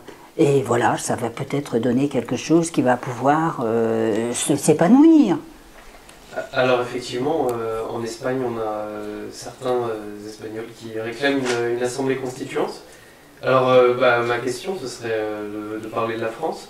Et quels sont concrètement les moyens légaux ou moins légaux pour obtenir cette constituante? Et on va essayer d'être un petit peu plus court qu'à la partie précédente, s'il vous plaît. Ça va être difficile. Tout à l'heure, c'est Étienne Chouard qui a démarré, donc Florence Gauthier, si vous voulez bien. Bon, moi je voudrais bien repartir sur ce qu'on entend par gouvernement représentatif qui dit tout et son contraire. C'est pas le mot en soi, c'est comme le mot démocratie, il est utilisé n'importe comment, à tort et à travers, et le sens qui nous intéresse ici de démocratie est complètement trahi. Pour moi, démocratie, c'est la souveraineté populaire réalisée, hein, en voie de se réaliser véritablement. Voilà, c'est ça que ça veut dire. Le gouvernement représentatif, c'est pareil. Vous pouvez toujours incriminer le gouvernement représentatif, comme on l'a vu tout à l'heure, comme vous le disiez vous-même, Étienne. Hein. Mais moi, je pense qu'on peut faire un gouvernement représentatif cohérent, qui coïncide avec... Pourquoi ? Qu'est-ce que c'est que le gouvernement représentatif par rapport à ce qu'on entend par la démocratie directe ? C'est le fait de la taille de la société. Si vous avez une petite société comme Athènes, il est possible et pensable d'avoir la masse des citoyens réunis sur la place publique pour discuter des choses. Mais dans un grand pays, c'est quand même pas comme ça que ça va se passer. Et ça va se passer d'une manière similaire avec les communes. Il faut que les communes retrouvent leur vie véritable. Moi, je ne suis pas pour un fédéralisme parce que je ne suis pas pour la division du pouvoir législatif. C'est une vraie question, je pense qu'il faut l'approfondir. On va trop vite sans doute ici parce qu'on n'a pas le temps de développer ce que ça signifie, mais je crois que c'est un des problèmes les plus sérieux. Donc, ce que je pense pour construire une démocratie dans un système de gouvernement représentatif véritablement démocratique avec exercice de la souveraineté populaire réelle, c'est de partir des communes, d'organiser la vie démocratique au niveau de la commune et d'avoir des élections de députés de façon directe entre les communes et les députés. C'est-à-dire que la masse des citoyens va proposer des candidatures après avoir longuement discuté avec les uns et les autres, et évidemment en élisant des fideikommis, hein, j'ai pas fini, des mandataires du peuple qui sont responsables. Le gouvernement représentatif, c'est le nom que l'on donne à un système de représentation du peuple, mais ici c'est un système de représentation qui n'est pas une tromperie, qui veut faire fonctionner un système véritablement démocratique et répondre à l'exercice de la souveraineté populaire.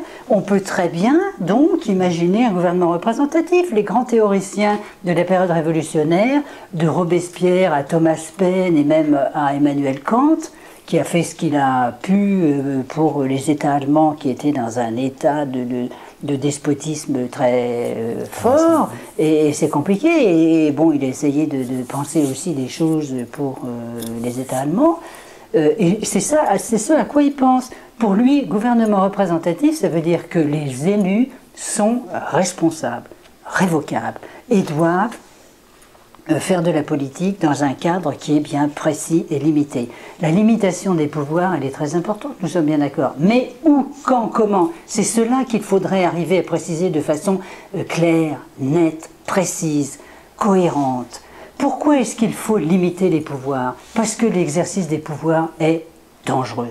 Parce que l'exercice des pouvoirs politiques est dangereuse, c'est une question de vie et de mort des gens et des sociétés. Nous le savons, nous sommes dans une société qui est en train de mourir. Donc, nous le savons que c'est une question de vie et de mort. C'est pas une petite affaire, la politique. Donc, on ne peut pas traiter ça de façon comme cela, légère, inconséquente, etc. C'est une vraie question sérieuse, hein, de vie et de mort.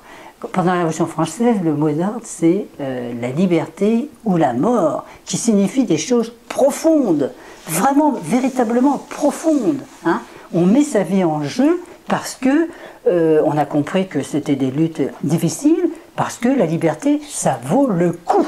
Mais bien sûr, mais est-ce qu'on est toujours disposé à chaque époque historique de mettre sa vie en jeu? Ça, c'est une autre histoire. Dans la résistance, il y a de nouveau eu la liberté ou la mort. Hein, et même si les résistants ne sont pas aussi nombreux qu'on voudrait le rêver et l'espérer, ils ont quand même fait ce qu'ils ont pu faire. Et c'est déjà très important. Ce que je veux dire par là, c'est que la politique, c'est pas un petit jeu. Hein, c'est une chose sérieuse. Bon, voilà. Le gouvernement représentatif peut très bien être un gouvernement responsable et qui réalise et qui aide à réaliser, parce qu'il ne faut quand même pas non plus se tromper, les institutions ne suffisent pas, il faut la conscience sociale et les mœurs. C'est évident qu'il faut tout cela ensemble. Hein. On ne peut rien faire sans la conscience populaire, sans les mœurs, sans les institutions qui soient cohérentes. Et si elles ne sont pas assez cohérentes, eh ben on les corrigera. Moi, je pourrais complètement signer ce que vous avez dit. Alors, c'est très bien. Oui, mais alors, je vais être très court parce que je vais vous rendre la parole. Florence, je suis complètement d'accord. Juste, moi, je m'interroge sur comment le faire. Et si on élit, ma thèse, c'est que si on élit une assemblée constituante, composée de professionnels de la politique, ils ne vont pas écrire ce que vous venez d'écrire. Pourquoi est-ce que vous voulez que ce soit des professionnels de la politique au sens où vous l'entendez? Les partis politiques, quoi. Mais je vous ai déjà dit tout à l'heure qu'il faudrait que... Mais, voilà. Bon, bah, si c'est déjà réglé, c'est pas la peine de se fatiguer. Hein. Peut-être que vous avez une solution, mais comment est-ce que vous allez organiser les élections et faire pour que ce ne soit pas les partis qui gagnent? Je vous l'ai dit tout à l'heure déjà. Je n'ai pas envie de recommencer. Pour l'Assemblée constituante, vous écouterez l'émission et vous allez retrouver le chapitre. Si je peux me permettre, on s'est un petit peu éloigné de la question de base qui était quels sont les moyens concrets du peuple pour obtenir cette constituante. Ah ben non, on est complètement dedans là. Puisqu'on se pose la question comment on va désigner l'Assemblée qui va écrire le programme à parler. Ma question c'est est-ce qu'il y a des moyens légaux, notamment dans la Ve République, pour obtenir un changement de constitution? Rien du tout. Enfin, de notre propre pays, on n'a aucune initiative. Dans la Constitution française, il n'y a rigoureusement aucune initiative populaire. Et il y a même une escroquerie qui est récente, qui s'appelle référendum d'initiative populaire, qui a été ajouté à l'article 11 de la Constitution, qui est le plus grand foutage de gueule qui soit. C'est vraiment insultant de nous prendre pour des benets. Le référendum qui a été ajouté dans l'article 11 de la Constitution est celui qui prévoit le référendum depuis les... C'est le référendum De Gaulle avait institué le référendum à l'initiative du prince, qui est tout à fait césariste et dangereux, qui permet au prince de choisir les questions, mais évidemment qui ne vont pas le gêner, et qui est une façon de se plébisciter lui-même, d'obtenir à bon compte un plébiscite qui est une grave menace pour la liberté. Une bonne constitution interdirait le référendum à l'initiative du prince. Les gens le savent bien, les gens réclament dans tous les sondages à plus de 90% le référendum d'initiative populaire. Ils n'en verront jamais la couleur tant que ce sont les professionnels qui écriront la Constitution. La preuve en est que, pour donner le change, et c'est incroyable que ça marche, pour donner le change, les professionnels de la politique, donc les élus réunis en congrès, à l'initiative du gouvernement, donc toute une bande de professionnels de la politique, ont changé la Constitution, ont ajouté dans l'article 11 un référendum d'initiative, je vous jure, que je fonce en enfer s'il existe, si je mens, un référendum d'initiative parlementaire. Et ils osent appeler ça un référendum d'initiative citoyenne. C'est vraiment se foutre du monde. L'initiative du nouveau référendum est parlementaire, et qui plus est, cette initiative débouche sur quoi? Sur un référendum directement? Pas du tout. Débouche sur une discussion au Parlement, et faute de discussion au Parlement, sur un référendum. Mais il suffit qu'ils en discutent pendant une journée et qu'ils le foutent à la poubelle pour que le référendum ne soit pas obligatoire. On se moque de nous. Je veux dire, mais à mon avis, pour la raison très simple que ceux qui l'ont écrit ceux qui ont écrit ce faux référendum d'initiative populaire en France avaient un intérêt personnel à ce que jamais les Français ne bénéficient du référendum d'initiative populaire. Donc, vraiment, à mon avis, le point qui reste important à traiter, vraiment à trancher, à discuter en le ciblant comme il faut, c'est Florence, qui va être capable d'écrire? Alors, si vous me dites le peuple lui-même, et donc pas les élus, pas les professionnels politiques, on est d'accord. Mais est-ce que vous pensez qu'une assemblée élue, une assemblée constituante élue, peut écrire le programme auquel je souscris tout à fait, hein, que vous décrivez tout à l'heure, avec un gouvernement représentatif, avec des représentants responsables qui rendent des comptes, qui sont au service du peuple? Est-ce que vous pensez que des professionnels de la politique sont capables d'écrire leur propre responsabilité, sachant qu'ils ne l'ont jamais fait? Étienne, vous m'avez posé la question au moins 4 fois. Oui. Et je vous ai répondu. Que oui? J'ai pas répondu, c'est pas comme ça que je réponds, vous avez vu. Hein, c'est quand même circonstancié et je réponds des choses cohérentes. Alors, sur cette question qu'on vient d'aborder, comment faire? C'est vrai qu'on n'a pas beaucoup de latitude. Il reste malgré tout la Déclaration des droits de l'homme et du citoyen et le droit de résistance à l'oppression. Il faut absolument, le faire connaître, parce qu'il est peut-être oublié, hein, sait-on jamais, et puis repartir dessus, et ouvrir une campagne pour exprimer le problème qui se pose. Donc je pense que c'est par là qu'il faut que nous agissions, parce qu'effectivement on ne nous fera pas de cadeau. Hein. Certainement pas, ça je suis d'accord avec vous, on ne se fera pas. Si je peux me permettre d'intervenir un tout petit peu, il y a un quatrième pouvoir qu'on n'a pas nommé, on en a à peine parlé tout à l'heure, c'est les médias, le quatrième pouvoir. C'est ce qu'on appelle le quatrième pouvoir. Moi je n'appelle pas ça un pouvoir, mais enfin bon. Je pense que c'est ce qui gêne, ce qui inquiète peut-être un petit peu Étienne Chouard par rapport à la désignation des constituants. C'est comment contrebalancer, comment le peuple peut s'affranchir du pouvoir des médias. Il ne peut pas, c'est juste qu'il peut pas. Les médias sont désigner des constituants qui soient de bons constituants. Je suis bien d'accord avec vous, la question elle est vraiment très importante. Qu'est-ce que vous voulez que je réponde? Je ne répondrai pas plus que ce que vous connaissez déjà, c'est-à-dire que le peuple en France, et ailleurs d'ailleurs, se désintéresse de plus en plus des médias. Et ça c'est important, ça c'est intéressant, parce que nous avons quand même des éléments d'une culture populaire qui résiste à ce qui nous est imposé.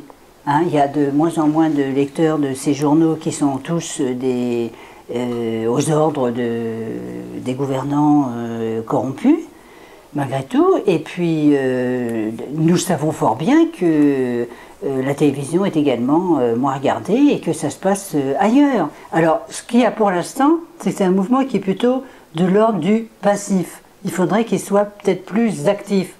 Alors, il y a des éléments, je pense que Internet c'est très bien, mais évidemment ça ne suffit pas, ça ne remplace pas une discussion, un vrai débat où on affronte les questions, où on avance sur des problèmes, sur des questions. Le débat, c'est pas simplement échanger, hein. C'est avancer sur une question pour la résoudre. Il y a un problème de parti politique, par exemple, et il faut avancer pour le faire mûrir et de façon à ce qu'on trouve des réponses pour construire autre chose. Enfin, c'est des questions de ce type-là. Le débat, ça doit servir à ça. Je ne sais pas simplement à tourner en rond et se faire plaisir. Voilà, tu m'as vu, bah oui, je t'ai vu, et puis voilà. Non. Vous voyez ce que je veux dire. Et tu as une chose sur la question des médias? Je pense que si Montesquieu vivait, il prévoirait non pas 3, mais 5 pouvoirs dangereux pour la société civile et donc à contrôler.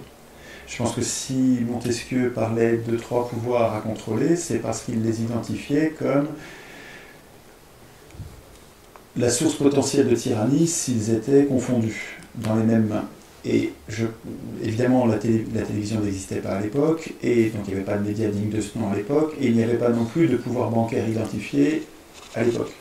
Je pense qu'aujourd'hui, les médias sont plus dangereux que le Parlement lui-même, puisque celui qui les possède a le pouvoir de faire élire qui il veut. Je rappelle la parallélisme des courbes entre le passage à la télé et le résultat à l'élection montre que la possession, la propriété des médias depuis la venue de la télévision, est devenu le pouvoir qui décide des représentants. Donc le gouvernement représentatif s'est transformé en gouvernement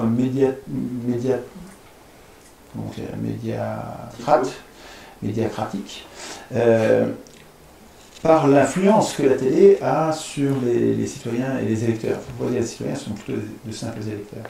Le cinquième pouvoir, qui à mon avis est non seulement pas négligeable, mais absolument même plus fort encore que les 4 précédents, c'est celui de créer la monnaie. Parce que vous pouvez élire à gauche, à droite, au centre, ce que vous voulez. Si celui que vous élisez, ou celui qui gouverne, que vous avez conduit au pouvoir, n'a pas les finances, n'a pas le moyen de financer son programme politique, s'il est obligé d'aller demander les moyens de sa politique à un acteur extérieur, c'est cet acteur extérieur qui a le contrôle. Donc, les Américains s'y étaient pas trompés, hein, quand ils ont écrit dans leur constitution que c'est le Congrès. Donc, ils pensaient donc le peuple représenté au Congrès qui a la maîtrise de la monnaie et de la quantité de monnaie en circulation et de la politique monétaire. On savait déjà que c'était absolument essentiel. Et ils avaient mis ça dans le Congrès. On s'aperçoit qu'on s'est fait voler ce pouvoir et que la création monétaire a été confisquée par les acteurs privés, puisque ce sont les banques privées qui créent la monnaie. Et ça, à mon avis, un corps social qui se réapproprie le processus constituant, qui écrirait enfin son contrat social, ferait bien compte tenu de la dangerosité de ce pouvoir de créer monnaie, en instituerait les contrôles et la maîtrise populaire pour être sûr de ne pas se faire flouer par les banques privées qui ont fait la preuve de leur Oui, c'est tout à fait raison. Il faut absolument recouvrer cette fonction de l'exercice même des pouvoirs publics. C'est pas un pouvoir à part. Il fait partie des fonctions l'exercice des pouvoirs publics. Hein. C'est comme ça qu'il vaut mieux causer qu'avec les machins régaliens et tout ça qui vous rappellent le roi. C'est les pouvoirs publics, hein, en réalité. Voilà. Bon, je suis tout à fait d'accord avec vous, bien sûr, sur cette question-là. Maintenant, les fabricateurs de l'opinion publique, comme on disait au XVIIIe siècle pendant la Révolution française, oui, bien sûr, ce sont des gens extrêmement dangereux, mais ils font partie du système de domination actuel. Hein. Nous le savons tous. Nous le savons fort bien. Donc 2012, la liberté ou la mort, encore? C'est sûr. C'est notre avenir, ça. Avec des médias indépendants et citoyens. Eh ben, auquel il faut penser. Vous voyez les grands débats qu'on pourrait avoir, hein, c'est des débats de fond, faire l'historique de tous ces coups d'État successifs qui se sont produits dans notre pays et ailleurs, d'ailleurs pour les éclairer. Je veux dire, c'est vraiment des trucs, des thèmes que les gens sont parfaitement en état de comprendre, hein, parfaitement.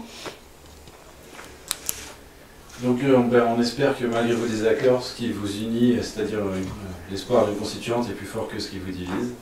Et Florence Gauthier, Étienne Chouard, merci beaucoup pour ce débat.